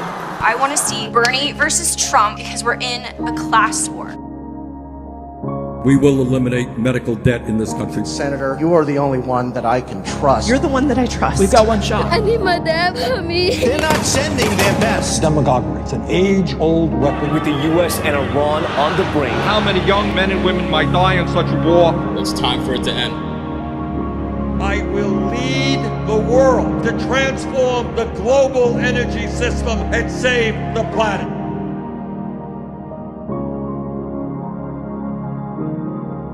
He's in the final quarter of his life, and he's willing to give up his final years to fight so that these 18 to 35-year-olds will have a future.